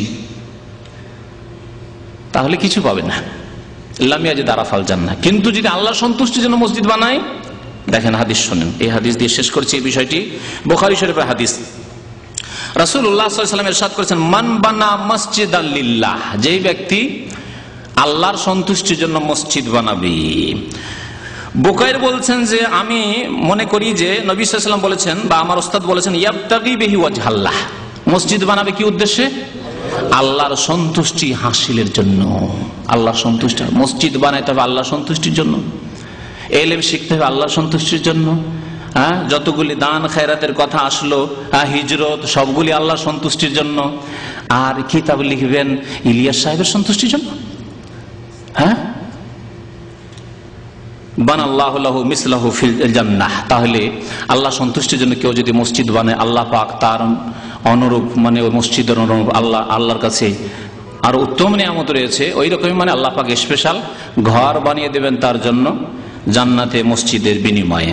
তো এই ছিল ইখলাস সম্পর্কে আয়াত এবং হাদিস, যে ইখলাসের সাথে যে কোনো কাজ করতে হবে। ইখলাস মানে শুধু আন্তরিকতা না, ইখলাস মানে একমাত্র আল্লাহর জন্য করা, নির্ভেজাল নিখুঁত করে আল্লাহর জন্য সবকিছু করা। এটি হচ্ছে ইখলাস। যে ইখলাসের কথা আমাদের ভাইয়েরা শিখান, কিন্তু ইখলাস তাওহীদ সুন্নতের ক্ষেত্রে ইখলাস বুঝেন না। এই জন্য শুরুতে যে লিখেছেন যে অনেকে শিরক করে কিন্তু শিরকে বুঝে না, সত্যি কথা, অনেকেই শিরক করে কিন্তু শিরকে শিরক মনে করেন না। এখন আপনাদেরকে ফতোয়া শোনাই কিছু। এই ফতোয়াগুলি শুধু কাগজে নাই, আমি নোট করে নিয়ে এসেছি মাকতাবা শামেলা। আজকাল সিডিতে বিশাল লাইব্রেরি চলে এসছে, হাদিসের কিতাব, ফিকার কিতাব, ফাতোয়ার কিতাব, সে মাকতাবা শামেলা থেকে আমি এগুলি প্রিন্ট করে নিয়ে এসেছি। কিন্তু ফতোয়ার কিতাবগুলি এইরকম ছেপে আছে, এইরকম ভাবে ছেপে আছে। আপনাদেরকে ফতোয়ার কিতাবগুলি দেখায়, এগুলি হচ্ছে ফতোয়ার কিতাব। এইসব ফতোয়ার কিতাব থেকে সময়ের স্বল্পতার জন্য এই পাতা খোঁজাখুঁজি না করে ওই যে মাকতাবা শামেলা থেকে নিয়ে এসেছি, এবং রেফারেন্স দেওয়া আছে, লেখা আছে ফাতওয়া লাজনা দায়েমা লিল বুহুসিল ইলমিয়া ওয়াল ইফতা। এ হচ্ছে লাজনা দায়েমা, মানে ফতোয়া কমিটির যে স্থায়ী কমিটি রয়েছে সৌদি আরবে, সেই স্থায়ী কমিটির ফতোয়া। এতে বহু ফতোয়া রয়েছে, বিভিন্ন বিষয়ের উপর ফতোয়া রয়েছে। এটি হচ্ছে দ্বিতীয় খণ্ড, এটি হচ্ছে প্রথম খণ্ড, এগুলি অনেকগুলি খণ্ড রয়েছে। এই তাবলীগ জামাত সম্পর্কে ফতোয়া বিভিন্ন খণ্ডে রয়েছে, অষ্টম খণ্ডে রয়েছে। এই ফতোয়ার কিতাবগুলি আমার বাসাতেও আছে, এবং এখানে আমাদের ইসলামিক সেন্টার লাইব্রেরিতেও আছে। আর এখানে এই কিতাবগুলি কারো কাছে যদি হাফেজের সার্টিফিকেট থাকে অথবা মাদ্রাসা ফারিগ হওয়ার সার্টিফিকেট থাকে, তাহলে রিয়াজ থেকে এই কিতাবগুলি ফিরিয়ে নিয়ে আসতে পারে, ফিরিয়ে নিয়ে আসতে পারে। এখন ফতোয়াগুলি আপনাদেরকে শোনাই। শুরু করি 1 নম্বর আলেম এই জামানার, কার নাম বললাম? ইমাম আব্দুল আজিজ ইবনে আব্দুল্লাহ বিন বাজের কথা। তার ফতোয়া থেকে শুরু করি। তার ফতোয়া বেশ কয়েকটা ফতোয়া রয়েছে, তার মধ্যে একটি ফতোয়া আগে দিয়ে শুরু করি। প্রথম ফতোয়া, তাকে জিজ্ঞাসা করা হয়েছে, বলছেন বিসমিল্লাহির রহমানির রহিম, সুইলা সামাহাতুশ শেখ আব্দুল আজিজ বিন আব্দুল্লাহ বিন বাজ রাহিমাহুল্লাহু তাআলা আন জামাতিত তাবলীগ ফাকালা সাইল। সামাহাতুশ শেখ আব্দুল আজিজ বিন আব্দুল্লাহ বিন বাজ রাহমাতুল্লাহি আলাইহি জিজ্ঞাসা করা হয়েছিল জামাতুত তাবলীগ সম্পর্কে, মানে তাবলীগ জামাত সম্পর্কে। জিজ্ঞাসাকারী এভাবে জিজ্ঞাসা করলেন, কি সওয়াল কি ছিল, প্রশ্ন, নাসমাউ ইয়া সামাহাতুশ শেখ আন জামাতিত তাবলীগ, আমরা তাবলীগ জামাত সম্পর্কে শুনছি, ওমা তাকুমু বিহি মিন দাওয়া, তারা দাওয়াতের কাজ করছে, ফাহাল তানসাহুনি বিল ইনখিরাত ফি হাযিহিল জামা, তাহলে কি আপনি আমাকে পরামর্শ দিচ্ছেন যে আমি এই জামাতে লাগতে পারি, মানে এই তাবলীগ জামাতে যেতে পারি, চিল্লাই বা সাথ দিতে পারি, সহযোগিতা করতে পারি। আরজু তাওজিহি ওয়া নুসহি, আশা করি আমাকে দিক নির্দেশনা দিবেন এবং সৎ পরামর্শ দেবেন। ওয়া আযামাল্লাহু মাসুবাতাকুম, আল্লাহ আপনাকে মহাপুরস্কার দান করুন। জবাব শুনে ফাআজাবা শেখ বিকাউলিহি, সামাহাতুশ শেখ ইবনে বাজ রাহমাতুল্লাহ আলাইহি জবাব দিচ্ছেন, কুল্লু মান দা ইলাল্লাহি ফাহুয়া মুবাল্লিগ, যেই ব্যক্তি আল্লাহর দিকে ডাকবে সে হচ্ছে মুবাল্লিগ, সেটি হচ্ছে তাবলীগ। আয়াত শুরুতে পড়েছি, বাল্লিগ মা উনজিলা ইলাইক, আল্লাহর দিকে ডাকেন আপনি মুবাল্লিগ, আপনি তাবলীগ করছেন। লাকিন্না জামাতাত তাবলীগ আল মারুফা আল হিন্দিয়া ইনদাহুম খুরাফাত, আরবি ভাষায় পড়ে দিচ্ছি তার ভাষায়, কিন্তু জামাতুত তাবলীগ মানে তাবলীগ জামাত, আল মারুফা প্রসিদ্ধ, যে আল হিন্দিয়া মানে ইন্ডিয়ান জামাত, পয়দা হয়েছে কোত্থেকে? ইন্ডিয়া থেকে পয়দা হয়েছে। আল হিন্দি ইনদাহুম খুরাফাত, তাদের কাছে বহু, তাদের নিকটে বা তাদের আকীদায় বহু কুসংস্কার রয়েছে। খুরাফাত মানে কুসংস্কার রয়েছে। ইনদাহুম বাদুল বিদআ ওয়াশ শিরকিয়াত, এবং তাদের কাছে কি রয়েছে? বেশ কিছু বিদআত রয়েছে, ওয়াশ শিরকিয়াত, এবং শিরকও রয়েছে। তাহলে শুধু আমার কথা নয়, আমি বললাম যে ফাজাইলে দুরুদি আর ফাজাইলে হজে শিরক আছে, বহু শিরক আছে, এটি আমার কথা নেই। পৃথিবীর যিনি এক নম্বরের আলেম এই বিংশ শতাব্দীতে, তিনি বলছেন যে তাদের আকীদায় আমলে তাদের কিতাবে কি রয়েছে? বিদআত রয়েছে, শিরক রয়েছে, আর খুরাফাত মানে কুসংস্কার রয়েছে। লাকিন ইযা কানা জামাতুত তাবলীগ গায়রুহুম, জামাতে তাবলীগ গায়রুহুম আহলু বাসীরা ওয়া আহলু ইলমিন ইয়াখরুজু মাহু লিদ-দাওয়াতি ইলাল্লাহ আও ইনসানুন ইনদাহু ইলমুন ওয়া বাসীরাতুন ইয়াখরুজু মাহুম লিত-তাফসীর ওয়াল ইনকারি ওয়াত তাওজীহ ইলাল খায়র ওয়া তা'লিমিহিম হাত্তা ইয়াতরুকুল মাযহাবাল বাতিল ওয়া ইয়াতানিকু মাযহাব আহলিস সুন্নাহ ওয়াল জামাআহ। তবে যদি কেউ যেতে চান, জিজ্ঞাসা করেছেন না যে তাদের সাথে যেতে পারবো কিনা, যদি যেতে চান তাহলে কি শর্ত লাগিয়েছেন শুনেন। আর এই শর্তে কোন তাবলীগী ভাইরা যায় না ইল্লা মাশাআল্লাহ। আর যদি যায়, এক দুইজন আরব থেকে গিয়েছিলেন এই উদ্দেশ্য নেই যে তাদের ওই শিরক বিদআতগুলি কারেকশন করব, তাদেরকে ধাক্কা দিয়ে বের করে দিয়েছে। এরকম বহু ঘটনা আমি যখন মদিনায় ছিলাম তখন সেই ঘটনাগুলি তাদের কাছ থেকে সরাসরি শুনেছি, এবং এর উপরে কিতাব, বেশ কিছু কিতাবও তারা লিখেছে যে যখন তাদের শিরক বিদআতের উপর আপত্তি করা তুললেন তখন তাকে এমন করে এক ঘরে করে দিল যে সবাই আপোষ বলে দিল যে এর সাথে কথা বলবে না। আর তাদের দলিল হচ্ছে ওয়াইজা খাতাবাহুমুল জাহিলুনা কালু সালামা, জাহিল ওর সাথে কথা বলিও না, ছেড়ে দাও। আমার কাছে তাবলীগ জামাতের, ভারতীয় তাবলীগ জামাতের আমির এনামুল হাসান সাহেবের ক্যাসেট আছে, আগামী সপ্তাহে ভাইরা মনে করে দিবেন, ক্যাসেটটা আমার ডয়ারে আছে, নিয়ে আসবো আর বলবো যে যখন পাকিস্তানে সহি আকীদার ভাইরা জিজ্ঞাসা করার জন্য গেলেন যে এই মুর্দা পীরের বয়াত, মুর্দা পীরের বয়াত শোনাবো আপনাদেরকে, তখন বলছে হাম জাহেল সে বাত নেই করতে, দলিল ওয়াইজা খাতাবাহুমুল জাহিলুনা কালু সালামা। যারা এতরাজ করবে, যারা বলবে সংশোধন করার জন্য আপনার মধ্যে শিরক কেন, আপনাদের এই কিতাব বিদআত কেন, বলছে জাহেল। যারা জানে তারাই জাহেল, আর যারা শিরক বিদআত করে তারা আলেম। শোনেন, বলছেন ইবনে বাজ রাহমাতুল্লাহ আলাইহি, লাকিন কিন্তু ইযা কানা জামাতুত তাবলীগ গায়রুহুম আহলু বাসীরা, তাবলীগী জামাতে মানে তাবলীগের একটা দল করলেন যে আমরা মানুষকে জানাবো, কিছু দিনের কথা শেখাবো, কি আহলু বাসীরাতিন ওয়া আহলু ইলম, তাদের কাছে বাসীরাত আছে, মানে চোখে দেখে কথা বলে, জেনে শুনে কথা বলে, ওয়া আহলু ইলম, এবং ইলম রয়েছে, ইয়াখরুজু মাহুম, এবং তাদের সাথে যাক তারা লিদ-দাওয়াতি ইলাল্লাহ, আল্লাহর দ্বীনের দাওয়াত দেওয়ার জন্য, আও ইনসানি ইনদাহু ইলমুন ওয়া বাসীরা ইয়াখরুজু মাহুম লিত-তাফসীর ওয়াল ইনকার, তাহলে তাদের সাথে কি যাবে? আলেম যাবে, যাতে করে সঠিক কথা পৌঁছায়। তারপরে আরেকটি কথা বলছেন যে এমন ব্যক্তি যার কাছে ইলম আছে এবং বাসিরাত আছে, মানে যথেষ্ট জ্ঞান আছে শরীয়ত সম্পর্কে, ইয়াখরুজু মাহুম লিত-তাফসীর, তাদেরকে রাস্তা দেখানোর জন্য, তাফসীর, তাদের চোখ খোলা, যেগুলো শিরক বিদআত আছে সতর্ক সাবধান, এগুলো ভুল ভ্রান্তি আছে যে বিদআত হচ্ছে, ছাড়ো এগুলো। ওয়াল ইনকার, এবং প্রতিবাদ করার জন্য। ইনকার মানে প্রতিবাদ করার জন্য, যে এই যে ভুল। আপনাদেরকে বলি এই প্রসঙ্গে, তাবলীগ জামাতের প্রথম মার্কাজ হচ্ছে ভারতের দিল্লিতে। যে মার্কাজের নাম জানেন? নিজামুদ্দিন। নিজামুদ্দিন, এই নিজামুদ্দিনের 5 তলা মসজিদে যেখানে তাবলীগ হয়, আমি একাধিকবার গিয়েছি, 5 তলা পর্যন্ত চড়ে দেখেছি। ওখান থেকে 400 থেকে 500 মিটার হবে, 1 কিলোমিটারও নয়, 400 থেকে 500 মিটারও হবে না মনে হয়, এত দূরে বিশাল মাজার। সেই মাজার হচ্ছে নিজামুদ্দিন আউলিয়ার। এই এলাকাটির নামই হচ্ছে এই জন্য দিল্লি নিজামুদ্দিন, মহল্লা ও এলাকার নামই হচ্ছে দিল্লি নিজামুদ্দিন। তাবলীগ জামাতের সারা পৃথিবীর প্রথম কেন্দ্র এই নিজামুদ্দিন মসজিদ। আর সেখান থেকে 400 থেকে 500 মিটার মাত্র, এখান থেকে শিকো হবে না এত দূর। সেখানে লক্ষ লক্ষ লোক, এবং সেই মাজারও গেলাম নিজামুদ্দিন আউলিয়ার। ওখানে গিয়ে দেখলাম যেমন মুসলিম পূজা করছে, সেজদা করছে, তেমন হিন্দু এসে সেজদা করছে সিঁদুর লাগিয়ে, কারণ সিঁদুর দেখে বোঝা যাচ্ছে হিন্দুগুলি। আর শিখদের জটা, দাড়ি আর মৌজি গোঁফ এসব দেখে বোঝা যাচ্ছে। মহিলা, পুরুষ, হিন্দু, শিখ, মুসলিম সবাই এসে কবর মাজার পূজা করছে 300 থেকে 400 মিটার দূরে, এই দিল্লি নিজামুদ্দিনের তাবলীগের প্রথম মার্কাজের পাশে। এই একটি অবস্থা। দ্বিতীয় অবস্থা, মসজিদে যখন ঢুকলাম, ঢুকতে মসজিদের বারান্দায় প্রায় 6টি কবর আছে। দীর্ঘদিন আগের কথা বলছি, কারণ 15-16 বছর আগে ঢুকেছি মসজিদের ভিতরে, তো পাশ দিয়ে যায়, এখন হয়তো কখন কাজে কামে যেতে হয়।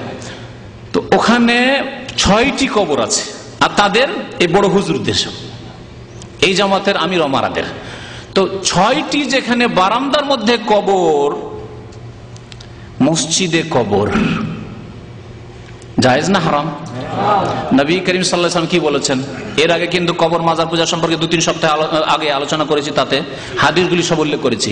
লানাতুল্লাহি আলাল ইয়াহুদি ওয়ান নাসারা ইত্তাখাযু কুবুর আমবিয়াহিম মাসাজিদা। ইহুদি খ্রিস্টানদের উপর আল্লাহর লানত এই জন্য হয়েছে যে তারা তাদের নবীদের কবরগুলিকে কি করেছে? সিজদার স্থান মসজিদে পরিণত করেছে। তাহলে নবীও নয়, যদি আলেম ওলামাদের কবর যদি মসজিদে রাখে, তাহলে তাদের উপর কত বড় লানত হবে। ওই মসজিদে, যে মসজিদ হচ্ছে মার্কাজ, প্রধান মার্কাজ, তাতে প্রায় 6টি কবর আছে আমার দেখা মতে। তাতে আমি নিজে কবরগুলি দেখছি বারান্দার মধ্যে, আমার বাইরে নয়। বারান্দা মানে পাশে নামাজ হচ্ছে, জি পাশে নামাজ হচ্ছে, ডান দিকে কবর নিয়ে। ঢাকার প্রায় মসজিদে আছে আমাদের আবু জি বহু মসজিদ রয়েছে, বহু মসজিদে রয়েছে। এটা বলছি তাদের মার্কাজ, সেই জন্য বলছি যে মার্কাজে কেউ শিরক মুক্ত করতে পারেনি, কারণ উদ্দেশ্য শিরক মুক্ত করা নয়, বরং শিরক কিতাবেও রয়েছে, মার্কাজে প্রধান কেন্দ্রেও রয়েছে, আকীদাতেও রয়েছে, আমলেও রয়েছে। তাই বলছেন ইমাম ইবনে বাজ রাহমাতুল্লাহ আলাইহি, ইনকার করার জন্য মানে প্রতিবাদ করার জন্য যদি যাওয়া, তৌজি আলাল খাইর, এবং তাদের রাহনুমাই করার জন্য যদি, রাস্তা দেখানোর জন্য যাই, তাদের তালিমের জন্য যাই, হাত্তা ইয়াতরুকুল মাযহাবাল বাতিল, যাতে করে তারা বাতিল তরিকা ছেড়ে দেয়। এই প্রচলিত যে ইলিয়াসি তবলিগ, একে কি বললেন তিনি? আল মাযহাবুল বাতিল, এই বাতিল তরিকা যাতে ছেড়ে দেয়। ওয়া ইয়াতানিকু মাযহাব আহলি সুন্নাত ওয়াল জামাআহ, যাতে করে তারা আহলি সুন্নাত ওয়াল জামাতের মাযহাব ধরে নেয়। এ হচ্ছে ফতোয়া ইমাম ইবনে বাজ রাহমাতুল্লাহি আলাইহির ফতোয়া। দ্বিতীয় বড় আলেম কার নাম বললাম মনে আছে? আল্লামা নাসিরুদ্দিন আলবানী রাহমাতুল্লাহি আলাইহি। শাইখ ইবনে বাজকে আরেকটি ফতোয়া জিজ্ঞাসা করা হয়েছে ওই সম্পর্কে, যে খারাজ তো মা জামাতে তাবলীগ লিল হিন্দ ও পাকিস্তান, বলছে আমি তাবলীগ জামাতে গিয়েছিলাম ইন্ডিয়া এবং পাকিস্তানে। অকুন্না নাজতামু ওয়া নুসাল্লি ফি মাসাজিদ ইউজাদু বিহা কুবুর, আমরা সেখানে গিয়ে দেখলাম বহু মসজিদ রয়েছে, যে মসজিদগুলিতে আমরা ওই চিল্লার ইজতেমা করতাম, যে মসজিদগুলির ভিতরে কবর আছে। ওয়াসামিআতু, আর শুনেছি আন্না সালাত ফিল মাসজিদ আল্লাযী ইউজাদু বিহি কবর বাতিলা, যে মসজিদে কবর আছে সেই মসজিদে নামাজ বাতিল। তাহলে আমরা কি করব? আমরা যে নামাজ পড়েছি, হাল ওইদোহা, এখন ফিরে এসেছি, কোন অন্য দেশের লোক বলছে ফিরে এসে এখন কি নামাজগুলিকে আবার পুনরায় দোহরিয়ে পড়বো? মা হুকমুল খুরুজ মা হুম লিহাজিল আমাকিন, এইসব জায়গায় যাওয়ার হুকুম কি? তখন শাইখ ইবনে বাজ রাহমাতুল্লাহ আলাইহি বলেছিলেন যে না, এই তাবলীগ জামাতের নিকট ফাইন্না জামাতাত তাবলীগ লাইসা ইনদাহুম বাসীরাতুন ফি মাসাইলিল আকীদাহ, ফাইন্না জামাতাত তাবলীগ লাইসা ইনদাহুম বাসীরা ফি মাসাইলিল আকীদা, আকীদার মাসলা মাসাইল, বিশ্বাসের ক্ষেত্রে, ফিকহের ক্ষেত্রে তাবলীগ জামাতের কোনো জ্ঞান নেই। লাইসা ইনদাহুম বাসীরা, সুতরাং তাদের সংশোধন ছাড়া তাদের সহযোগিতার উদ্দেশ্যে এরকম যাওয়া যাবে না, এইসব কথাগুলি বলেছেন। তারপরে বলেছেন ওয়াল ওয়াজিবু আলাইকা ইয়াদাতু মা সাল্লাইতা ফিহা, এই যে কবরওয়ালা মসজিদে যে যতগুলি নামাজ পড়েছো সেই নামাজগুলি তোমার উপর পুনরায় ফিরিয়ে আদায় করা হচ্ছে ফরজ। লিকাউলিন নবী সাল্লাল্লাহু আলাইহি ওয়াসাল্লাম, কারণ নবী সাল্লাল্লাহু আলাইহি ওয়াসাল্লাম বলেছেন লানাল্লাহুল ইয়াহুদ ওয়ান নাসারা ইত্তাখাযু কুবুর আম্বিয়াহিম মাসাজিদ, আল্লাহর লানত হয়েছে ইহুদি খ্রিস্টানদের উপর যে তারা নবীগণের কবরগুলিকে মসজিদে পরিণত করেছে। মুত্তাফাকুন আলা সিহাতিহি, মুত্তাফাক আলাইহি, বুখারী মুসলিমের হাদিস। এইরকম বহু হাদিস, আরো বেশ কিছু হাদিস উল্লেখ করেছেন তিনি। ইবনে বাজ রাহমাতুল্লাহ আরো বেশ কিছু ফতোয়া রয়েছে। এখন ফিরে আসি আল্লামা নাসিরউদ্দিন আলবানী রাহমাতুল্লাহ আলাইহির ফতোয়া। বলছেন সোহেলা রাহিমাহুল্লাহ তাআলা, আল্লামা মুহাম্মদ নাসিরউদ্দিন আলবানী রাহমাতুল্লাহ আলাইহিকে জিজ্ঞাসা করা হয় মা রায়ুকুম ফি জামাতিত তাবলীগ, আপনার মতামত কি তাবলীগ জামাত সম্পর্কে?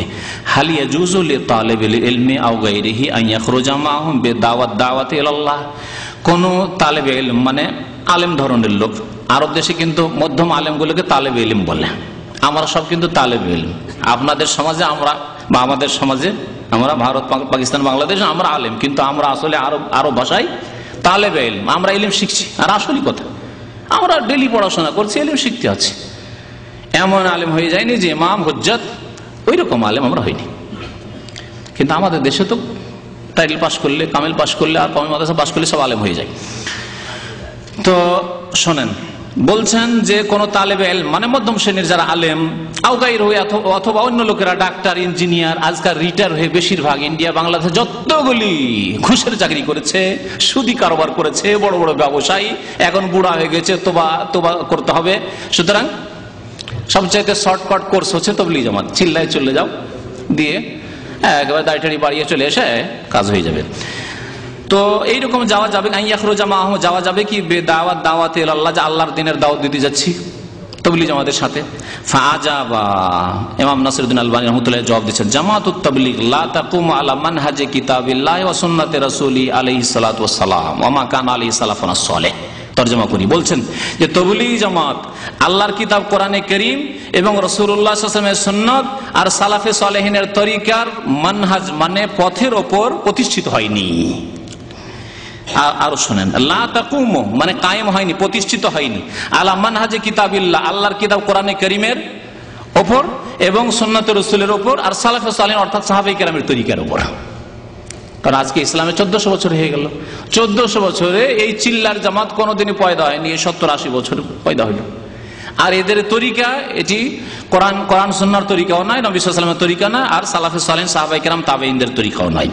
ওয়াইদা কানাল আমরু কাযালিকা, বলছেন যে তাহলে যখন ব্যাপারটা এরকমই যে কোরআন সুন্নাহ মোতাবেক এই জামাত প্রতিষ্ঠিত হয়নি, ফালা ইয়াজুজুল খুরুজ মাহুম, তাহলে তাদের সাথে বেরিয়ে চিল্লায় যাওয়া জায়েজ নয়। ভালো করে শুনেন, ফালা ইয়াজুজুল খুরুজ মাহুম। এখানে একটি কথা আরো বলি, 1400 বছর, এই যে 1400 বছর ইসলামের ইতিহাস, এতে কোরআনে কারীমের এই আয়াতের তাফসীর নাকি কেউ বুঝতে পারলো না। ইলিয়াস সাহেব আর জাকারিয়া সাহেব এরা বুঝে নিল কি তাফসীর, কুনতুম খায়রা উম্মাতিন উখরিজাত লিন-নাস, তোমরা শ্রেষ্ঠ উম্মাত, তোমাদেরকে কি করা হয়েছে, বের করা হয়েছে। উখরিজাত লিন-নাস আরবিতে ওর ভাব হচ্ছে যে তোমাদেরকে পৃথিবীতে আনা হয়েছে, হে শেষ উম্মত, হে নবী মুহাম্মদ সাল্লাল্লাহু আলাইহি ওয়াসাল্লাম উম্মত, তোমাদেরকে পৃথিবীতে নিয়ে আসা হয়েছে। 1400 বছরে যত তাফসীর লেখা হয়েছে সবাই এই বুঝলো, কিন্তু ইলিয়াস সাহেব বলছেন যে এর তাফসীর আমি খাবে বুঝেছি। খাব শরীফে কি বুঝলেন, যে উখরিজাত মানে খুরুজ করতে হবে, খুরুজ মানে চিল্লাই, 3 দিন হোক আর 10 দিন হোক আর 40 হোক 4 মাস হোক, এই খুরুজের তাফসীর বুঝে নিলেন খাব শরীফে। খাব শরীফ মানে স্বপ্ন, কি বুঝেন না, আশ্চর্য কথা। শোনেন, বলছেন যে তাদের সাথে তাহলে খুরুজে চিল্লা যাওয়া 3 দিনে 10 দিনে 4 মাসে বা 40 দিনে যাওয়া জায়েজ নয়। লিআন্নাহু ইউনাফি মানহাজানা, কারণ এটি হচ্ছে সালাফে সালেহিনের পথের পরিপন্থী, বিপরীত।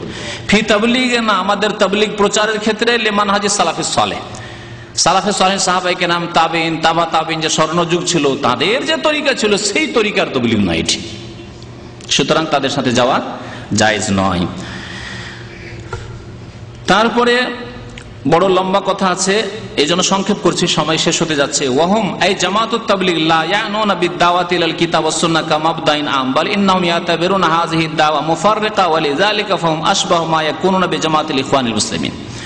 বলছেন যে তবলীগ জামাত কোরআন সুন্নাহর দাওয়াতের কোনো গুরুত্ব দেয় না, তাদের কাছে কোরআন সুন্নাহর দাওয়াতের গুরুত্ব নেই। এর বাস্তব প্রমাণ যে তবলীগ জামাতের কোন কিতাব পড়ে? একমাত্র ফাজাইল আমাল। ফাজাইল আমল ছাড়া কোনো কিতাব তাদের দার্সে পড়তে দেওয়া হয় না, আর জানেও না তারা। বাস ফাজাইল আমল, এই যে 2 খণ্ড ফাজাইল আমল, এটি হচ্ছে তাদের ইসলামিক কোর্স। আরব জাহিলরা, আরব কোনো আলেম যায় না তাদের সাথে। আরব জাহিলরা যারা যায়, একেবারে জাহিল, তাদের পড়াশোনা ক্লাস 5, 4, 9, 1, 2, 3। ভালো আলেম ভালো শেখ কোনো দিনই যায়নি আর যাবেও না, এই শিরক বিদআত। আর যদি কাউকে ধোকা দিয়ে দেওয়া হয় তাদের তাকওয়া পরেজগারির জাহিরি লেবাস পোশাক দিয়ে, সেটি আলাদা কথা। তারা যখন যায় তাদেরকে উর্দু কিতাব আর বাংলা কিতাব দেওয়া হয় না, কারণ জানে যে এই কিতাবগুলিতে যে সব খোরাফাত আর শিরক বিদআত আছে, একটু আগে ফতোয়াতে উল্লেখ করলাম, সেগুলি যদি আরবরা জানতে পারে, যদিও আমাদের সাথে তাবলীগে এসছে জাহেল আরবরা, কিন্তু এরা পালিয়ে যাবে। যদি জানতে পারে যে নবী সাল্লাল্লাহু আলাইহি ওয়াসাল্লাম কবর থেকে হাত বেরিয়ে চলে আসে, আমাদের ধর্মে নবী সাল্লাল্লাহু আলাইহি ওয়াসাল্লাম কবর থেকে ওয়ালাইকুম সালামের জবাব আসে, নবী সাল্লাল্লাহু আলাইহি ওয়াসাল্লামের কবর পাশে শুইলে রুটি নিয়ে এসে হাজির হয়ে যান, সব কিছু আছে, সব কিছু আছে। এইসব কথা যদি আরব এই জাহেল তবলীগে যারা যাচ্ছে তারা যদি জানতে পারে, তো রাতারাতি ফ্লাইট না পেলেও মনে হয় পালিয়ে চলে আসবে। কমপক্ষে এখান থেকে পালাই, কমপক্ষে শিরক বিদআত থেকে তো নাজাত পায়। এই জন্য চালাকি করে কি করা হয়, আরব তাবলীগীদেরকে রিয়াজুস সালেহিন ধরিয়ে দেওয়া হয়। রিয়াজুস সালেহিন ইমাম নববী রাহমাতুল্লাহ আলাইহির কোরআন হাদিস সম্বলিত কিতাব। কোরআনে আয়াত আছে যে কোনো অধ্যায়ের প্রথমে কয়েকটি করে, আর তারপরে হাদিস আছে, এছাড়া আর কিছু নেই, তার নিজেরও বক্তব্য তেমন নেই, কোরআন এবং হাদিস। এই কিতাব ধরিয়ে দেয়। রিয়াজুস সালেহিনের দর্স আরব তবলীগীরা কেন আমি করি, রিয়াজুস সালেহিনের কয়েক বছর ধরে আমার ইয়ামিয়ানতিত ক্যাম্পে সিলসিলা দর্স চলছে। আমার রিয়াজুস সালেহিনের দর্স এখানে, এই যে পাশে মসজিদ আছে, এখানে কয়েক বছর রিয়াজুস সালেহিনের দর্স আমি চালাইলাম। রিয়াজুস সালেহিন কোরআন এবং হাদিসের কিতাব। তাহলে আরবদেরকে বলে যে রিয়াজুস সালেহিন খুব ভালো কিতাব, এটা আপনারা পড়েন, আর এটাও রিয়াজুস সালেহিন সেম কিতাব। কি ধোকা দেয় যে আমরা যেটা পড়ছি এটাও ফাজাইল আমল, এটাও রিয়াজুস সালেহিন সেম কিতাব, কিন্তু একটি হচ্ছে বকরিন নেদি আর একটি হচ্ছে শেখ সাদি। বুঝতে পারছেন? একটি হচ্ছে নেতাজি আর একটি পিয়াজি, এই খাওয়ার পিয়াজি, আর নেতাজি রিয়াজুস সালেহিন নেতাজি। এইভাবে ধোকা দেওয়া হয় আরবদেরকে, কারণ তারা তার উর্দু বুঝে না, তারা তার বাংলা বুঝে না, যে তা আছে কি। তা আমি বুঝি যে আরবিও পড়েছি, উর্দুও পড়েছি, বাংলাও পড়েছি, সেই জন্য বুঝি যে গুপ্তধন এতে আছে। এই গুপ্তধনের ভান্ডার আপনাদের সামনে ধীরে ধীরে প্রকাশ পাবে ইনশাআল্লাহ তাআলা।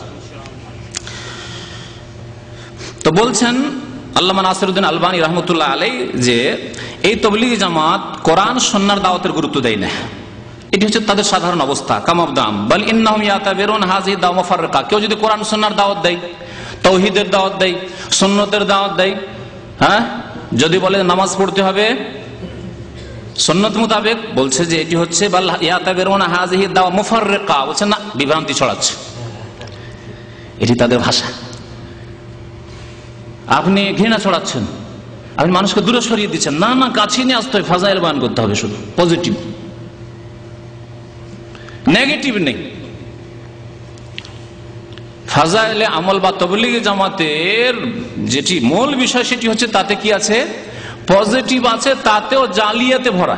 পজিটিভ মানে শিরক বিদআত আর খুরাফাত কুসংস্কারে ভরা, আর নেগেটিভ মোটি নেই। না এটা করিয়েন না, এইভাবে নামাজ পড়িয়েন না, হ্যাঁ এইরকম নেই, ভুল করছেন, এটা না, এসব নেই, এই কোর্স থেকে আউট একেবারে।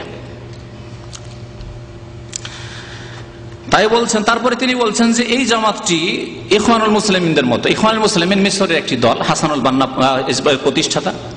আর এই ইখওয়ানুল মুসলিমিন দলটি মওদুদি জামাতের মতো। ভারত, বাংলাদেশ, পাকিস্তানে যেমন জামাত ইসলামী, তাদের কথা হলো আমাদের দলে সবাই থাক, জাম্মা, বাস যে কেউ হোক না কেন, বাস আমাদেরকে ভোটটা দিও, আমাদের সাথে থাকো, আমাদের সমর্থনটা যোগাও, বাকি তুমি যা করবে তাই করো। তো এই যে থিওরি, আকীদা যায়, কবরে সিজদা করার অসুবিধা নাই। এই জন্য পাকিস্তানে যিনি ভাইস প্রেসিডেন্ট জামাত ইসলামীর, খান আব্দুল গাফফার, নামও বলে দিচ্ছি, মিয়া তোফাইলের পরে নাকি আছে কাজী হোসেন সাহেবের পরে তিনি হচ্ছেন ভাইস প্রেসিডেন্ট, মানে যেমন তেমন লোক না। বাংলাদেশে যেমন নিজামী সাহেব, তারপরে যে দ্বিতীয় স্থানে যে হতে পারে, বা গোলাম আজমের পরে যেমন নিজামী সাহেব ধরে নেন, তো ওই রকম ব্যক্তিত্ব পাকিস্তানের এক মাজারে গেল, আর যাওয়ার পরে নিজে স্বয়ং নিজে হাতে পীরের মাজারে চাদর চড়িয়ে আসলো। জি, এই হচ্ছে মওদুদি জামাত। আর ওই রকমই ইখওয়ানুল মুসলিমিন জামাত। তো আল্লামা নাসিরুদ্দিন আলবানী রাহমাতুল্লাহ বলেছেন যে তাবলীগী জামাতের ব্যাপারটি ওই রকমই, যদিও দুটোতে আবার কিছু কিছু পার্থক্য আছে, যে এরা রাজনৈতিক দিকটাকে গুরুত্ব দেয় আর এরা না, রাজনৈতিক একেবারে নেই তাদের কাছে, তাবলীগী জামাতের কাছে এরকম পার্থক্য আছে। কিন্তু আকীদাতে যে ভেজাল, আকীদায় ভেজাল দুটোতে আছে, এই দুই জামাতে আছে। তারপরে বলছেন ফাহুম ইয়াকুলুনা ইন্না দাওয়াতুম কায়েমাতুন আলাল কিতাব ওয়াস সুন্নাহ, তাদের দাবি হচ্ছে যে আমাদের যে তাবলীগ, আমরা কোরআন সুন্নাহ মোতাবেক তাবলীগ করছি, লাকিন হাযা মুজাররাদু কালাম। নাসিরুদ্দিন আলবানী বলছেন যে এটি তাদের মুখের শুধু কথা মাত্র, দাবি মাত্র। ফাহুম লা আকিদাতা তাজমাহুম, তাদের কোনো সহি আকীদা নেই। হাযা মাতুরিদি, কেউ মাতুরিদি, আশআরি, সুফি। আরো মজার কথা বলি, তাবলীগী জামাতের প্রতিষ্ঠাতা মাওলানা ইলিয়াস সাহেব, তিনি 4 তরিকার তাসাউফ সুফিয়াতের উপর বায়াত হয়ে ছিলেন। 4 তরিকা, বাংলাদেশে তো এক এক তরিকা আছে, চরমনাইরা এক তরিকায়, তাই না, চিস্তিয়া একটা তরিকা, সাবরিয়া, কিন্তু ইলিয়াস সাহেবের 4 তরিকা ছিল, তার 4 তরিকা। যতগুলি শাখা প্রশাখা হয়েছে 4 তরিকা থেকে বেরিয়েছে। যেমন মযহাবকে 4 মযহাবে ভাগ করেছে, হানাফি, শাফি, মালিকি, হাম্বলি, ওই রকমই পীরতন্ত্রের তরিকাগুলিকে 4 তরিকায় ভাগ করা হয়েছে। তরিকতকে একটি হচ্ছে চিশতি তরিকা, আরেকটি হচ্ছে না মুজাদ্দিদি শাখা, ওইটা শাখা, কাদেরিয়া আব্দুল কাদের জিলানীর সাথে সম্পর্ক, আর চিশতিয়া হচ্ছে খাজা মঈনুদ্দিন চিশতির সাথে, আরেকটি হচ্ছে নকশবন্দি, আরেকটি হচ্ছে সাহেরওয়ার্দী। এই 4টি তরিকা থেকে শাখা প্রশাখা হয়ে হাজার হাজার লক্ষ লক্ষ তরিকা বেরিয়েছে। বাংলাদেশ সম্পর্কে একটি পত্রিকা তাহরিকে কয়েক বছর আগে লিখেছিল যে পরিসংখ্যানে দেখা গেছে বাংলাদেশে 2,98,000 পীরের তরিকা আছে, আর সবগুলির মূল হচ্ছে এই 4টি তরিকা, যে তরিকাগুলি বললাম। আর এই মূল 4 তরিকার উপর বায়াত হয়েছিলেন ইলিয়াস সাহেব, যিনি তাবলীগী জামাতের প্রতিষ্ঠাতা। সুতরাং বলছেন যে এদের মাতুরিদি আকীদা, আশারি আকীদা, সুফি আকীদা, ওয়া হাযা লা মাযহাব লাহু, এমন আছে যে না, ও মাযহাব হচ্ছে যে আমি এসেছি তাবলীগে, সারা জীবন ভুলভ্রান্তি করি, সেজন্য চলে এসেছি, কোনো কিছু জানে না, কোনো জ্ঞান নেই তার। তো যাই হোক, এই ছিলেন আল্লামা নাসিরুদ্দিন আলবানী রাহমাতুল্লাহ আলাইহির ফতোয়া। আরো বেশ কিছু কথা তার ফতোয়াতে আছে, আর দুইটি কথা শুনে বলছেন ফাদাওয়াতু জামাতের তাবলীগ সুফিয়াতুন আসরিয়া, আরেকটি গুরুত্বপূর্ণ কথা। সুতরাং তাবলীগ জামাতের যে তাবলীগ, সেটি হচ্ছে মডার্ন সুফিজম। আসরিয়াতুন মানে মডার্ন, সুফিজম সুফিবাদ। এই তাবলীগী জামাত কায়েমই হয়েছিল এই সুফিবাদের প্রচারের জন্য। আরেকটি কথা অতিরিক্ত বলি, আমার সাথে শিক্ষকতা করেছেন মদিনা ফারেক, আমার 1 বছর আগে ফারেক হয়েছেন, বিহারের লোক এক ভাই। তো তিনি ওই মেওয়াত এলাকা গিয়েছেন, আমি মেওয়াতের কাছাকাছি গেছি, মেওয়াত যাইনি, মেওয়াতটা দিল্লির একটু বাইরে পড়ছে। বলছেন যে মেওয়াত এলাকায় প্রথম ইলিয়াস সাহেবের জামানায়, আজকে থেকে ধরেন 80-90 বছর আগে, বেশ কিছু মযহাবপন্থী মুকাল্লিদরা আহলে হাদিস হয়ে যায়। রহস্য শোনাচ্ছে আপনাদেরকে। আহলে হাদিস যখন হয়ে গেল, তখন এদের মাথা ঘুরে উঠল, যারে তথা আমাদের হানাফি কমে যাচ্ছে। যেমন অনেকের মাথা ঘুরে আমাদের শত্রুতা কেন, কোরআন এবং হাদিসের আমল করতে লাগলে তখন মাযহাবি গোলামি ছেড়ে দিল, মাথা খারাপ হয়ে গেল এদের, আমাদের তো লোক কমে যাচ্ছে। কিন্তু কোরআন এবং হাদিস, আল্লাহ এবং রসুলের কথা যা মানছে এই কথা না, আমাদের তো এক মযহাব থেকে আরেক মযহাবে ঢুকেই দিন আপনাকে। আমরা বলছি আল্লাহ এবং রসুলের কথা মানেন, কোরআন এবং হাদিসের কথা মানেন। যদি করতাম হানাফি মযহাব থেকে বের করে নিয়ে শাফি বানিয়ে দিতাম, তাহলে বলতেন না না, এটা তো কাম খারাপ হচ্ছে। হানাফি আর শাফিতে পার্থক্য কি? দুটি সমান সমান। কিন্তু আমরা তো তা করি না। আমরা বলছি যে মানুষের ব্যক্তি পূজা বাদ দিয়ে কি করো, কোরআন সুন্নাহর অনুসরণ করো। যখন আহলে হাদিস হয়ে গেল কিছু লোকেরা, তখন মাথা খারাপ হয়ে গেল। ইলিয়াস সাহেব তখন পরিকল্পনা তৈরি করলেন, এই জামাত তৈরি হল। এটি একটি কারণ তাবলীগী জামাত তৈরি হওয়ার। যদিও তারা লিখেছে তার সাথে সাথে বেদিনী, অবশ্যই বেদিনী এখনো আছে, তখনও ছিল বেদিনী। বেদিনী সব জায়গায় ছিল। বেদিনী মানুষ নামাজ রোজা করে না, ইত্যাদি ইত্যাদি এসব দেখেছেন। তারপর তাবলীগ জামাত প্রতিষ্ঠা মেওয়াত থেকে কেন শুরু হলো এর রহস্য, এই জন্য মেওয়াত থেকে শুরু হলো যে এগুলোকে ফেরাও, কেন আহলে হাদিস হয়ে গেল। তাহলে তাবলীগ জামাতের উদ্দেশ্য প্রথম শুরুই হয়েছে দুটি উদ্দেশ্য নিয়ে, একটা হচ্ছে তিনি তার ভাষায় বলেছিলেন তাহনিফ, আর একটা হচ্ছে তাসাউফ। এরা হানাফি মাযহাব ছেড়ে দিয়ে আহলে হাদিস কেন হলো, হানাফি বানাও, ফিরে নিয়ে আসো হানাফিতে, আর এদেরকে সুফি বানাও, মানে পীরের মুরিদ বানাও। চিশতি হোক, না হয় নকশবন্দি হোক, না হয় কাদেরি হোক, না হয় সাহারওয়ার্দী মুজাদ্দিদি হোক, যা হোক হোক একটা পীরের মুরিদ। তাহলে এই জামাতের উদ্দেশ্য হচ্ছে এই। তাই আল্লামা নাসিরুদ্দিন আলবানী রাহমাতুল্লাহ আলাইহি ওই রকমই কথা বলেছেন যে জামাতে তাবলীগ হচ্ছে সুফিয়াতুন আসারিয়া, মডার্ন সুফিজম, আধুনিক সুফিবাদ, বর্তমান যুগের সুফিবাদ। তাদউ ইলাল আখলাক, সুফিবাদের মধ্যে কিছু ভালো দিক আছে, ওই রকমই তাবলীগ জামাতের মধ্যে ভালো দিক আছে। আমি একটি কথা আগে নিয়ত করেছিলাম আর ভাইদেরকে বলেছিলাম যে তাবলীগ জামাতের সম্পর্কে আলোচনা শুরু করার আগে আমি তাদের ভালো দিকগুলি দু চারটি তুলে ধরবো, কিন্তু দেখলাম ফতোয়াতে বেশ কিছু চলেও এসেছে, চলে আসবে কথাগুলি। ভালো দিক হচ্ছে তাদের নামাজের পাবন্দি, যেটা অন্যান্য জামাত চাইতে অনেক ভালো, নামাজের পাবন্দি ভালো দিক। নিজেরা নামাজের পাবন্দ এবং নামাজ শিখাচ্ছে, ভুলই শিখাক কিন্তু নামাজ শিখাচ্ছে, বেনামাজি খা নামাজি বানানো ভালো কাজ, এই ক্ষেত্রে আমরা একমত। বড় ওর চাইতে শক্ত ফতোয়া হচ্ছে কোরআন সুন্নাহ অনুসারীদের, সাহাবায়ে কেরামদের, যে নামাজ না পড়লে মুসলমান নাই। তাবলীগ জামাতের ভাইরা তাদের আকীদায় বেনামাজিকে ফাসিক বলে, আমরা বলছি বেনামাজি ফাসিক না কাফের, কারণ নবী সাল্লাল্লাহু আলাইহি ওয়াসাল্লাম বেনামাজিকে কাফের বলে আখ্যায়িত করেছেন। গত মঙ্গলবারে বেনামাজির উপরে এই বক্তব্য আমার হয়েছে, বেনামাজি মুসলিম নাই। তাহলে এই ক্ষেত্রে তারা হক কথা বলেছে যে নামাজ ছাড়া ইসলাম নেই, নামাজ পড়তে হবে, নামাজ তাদের মধ্যে রয়েছে। অন্যান্য জামাতে যারা কাজ করে তাদের মধ্যে দেখেছি, আমি এখানে দামামে দেখেছি, নাম ধরে বলার দরকার নেই, তার পাশের জামাতটি আর কি, যে জামাতটির কথা একটু আগে বললাম, তারা বড় বড় কথা, তাদের রাজনৈতিক কথা, আমরা এই যাব নেতৃত্বে গিয়ে আমরা দেশকে একবার ইসলামী শাসনে নিয়ে আসবো, এই করবো সেই করবো, কিন্তু ফজরের নামাজে তাদের খুঁজে পাওয়া যায় না। তাহলে এই জামাতের মধ্যে এই গুণটি আছে না, তারা নামাজে ঠিক আছে, নামাজে তারা ঠিক আছে। আর একটি দিক ঠিক আছে, সেটা হচ্ছে চরিত্র, ব্যবহার চরিত্র, নমনীয়তা, তাওয়াজু, খাকসারি, ভালোভাবে কথা বলা, এটা ঠিক আছে। কিন্তু এখানে একটা কিন্তু আছে, আপনি যদি অচেনা ব্যক্তি হন তাহলে ভালো ব্যবহার করবে, আর চেনা ব্যক্তি যদি তাদের দলের হন বা আশা রাখছে যে আপনাকে টেনে নিয়ে আসা যাবে, তাহলে ভালো ব্যবহার করবে খুব তাওয়াজুর সাথে। আর যদি চেনেন নাই, আমার মতো করে যে আমাকে চেনে ফেলেছে, যে একে পাওয়া যাবে না, ঠিক না?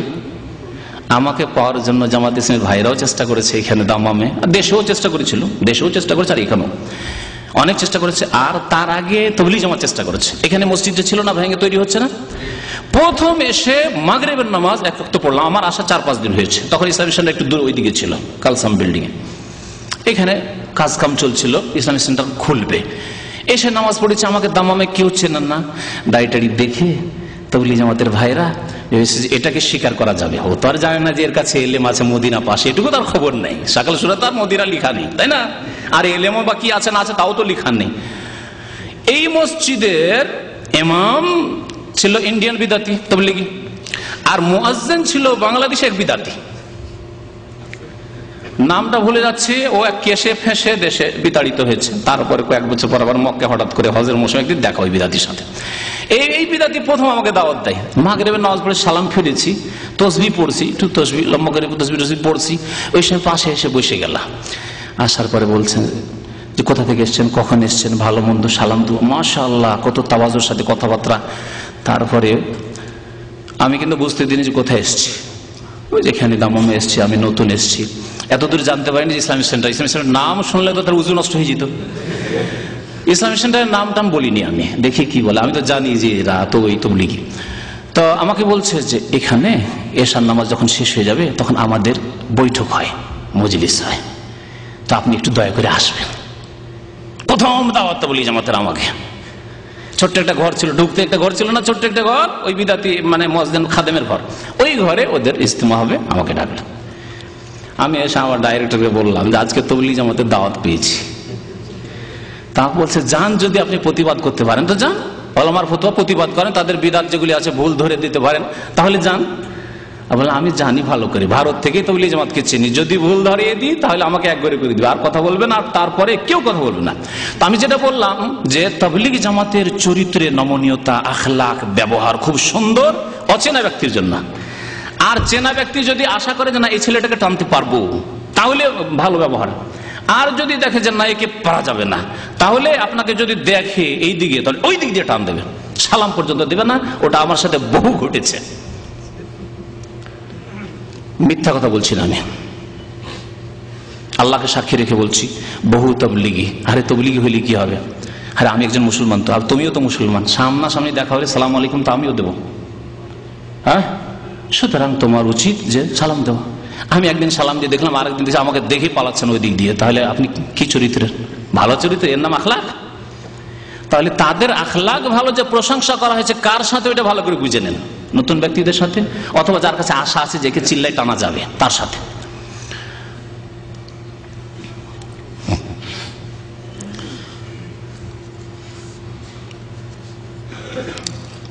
বলছেন তারপর আল্লামা নাসির আলবানী রাহমাতুল্লাহ, আম্মা ইসলাহু আকায়েদ, চরিত্র তো এর চরিত্রের দিকে ডাকে, নামাজ রোজা, দাড়ি রাখো, কাপড় চোপড় সুন্নতি হোক, লেবাস সুন্নতি হোক, টুপি হোক, মানে গাছের পাতা সুন্দর আছে, গাছের লতা পাতা সুন্দর আছে। আম্মা ইসলাহু আকায়েদুল মুজতামা, সমাজের আকীদার সংস্কার, ব্রেনে যে কুসংস্কার, শিরক ঢুকে আছে, বিদআত ঢুকে আছে, এগুলোর যে ইসলাহ করতে হবে। ফাহুম লা ইউহাররিকুনা সাকিনান, এই ক্ষেত্রে তাদের সামান্যতম নড়াচড়া নেই, না মাথা ব্যথা নেই। পাশে কবর পূজা হচ্ছে, কোনো মাথা ব্যথা নেই। কোনদিন তারা দিল্লি মার্কাজ, নিজামুদ্দিন মার্কাজ থেকে বেরিয়ে গিয়ে ওখানে নিজামুদ্দিন মার্কাজে গিয়ে বলবেন ওদেরকে যে এগুলো শিরক হচ্ছে না, নসিহত করার জন্য, বা তাদেরকে ডাকবেন না, এটা তাদের কোর্সে নেই, কোর্সের আউট অফ কোর্স।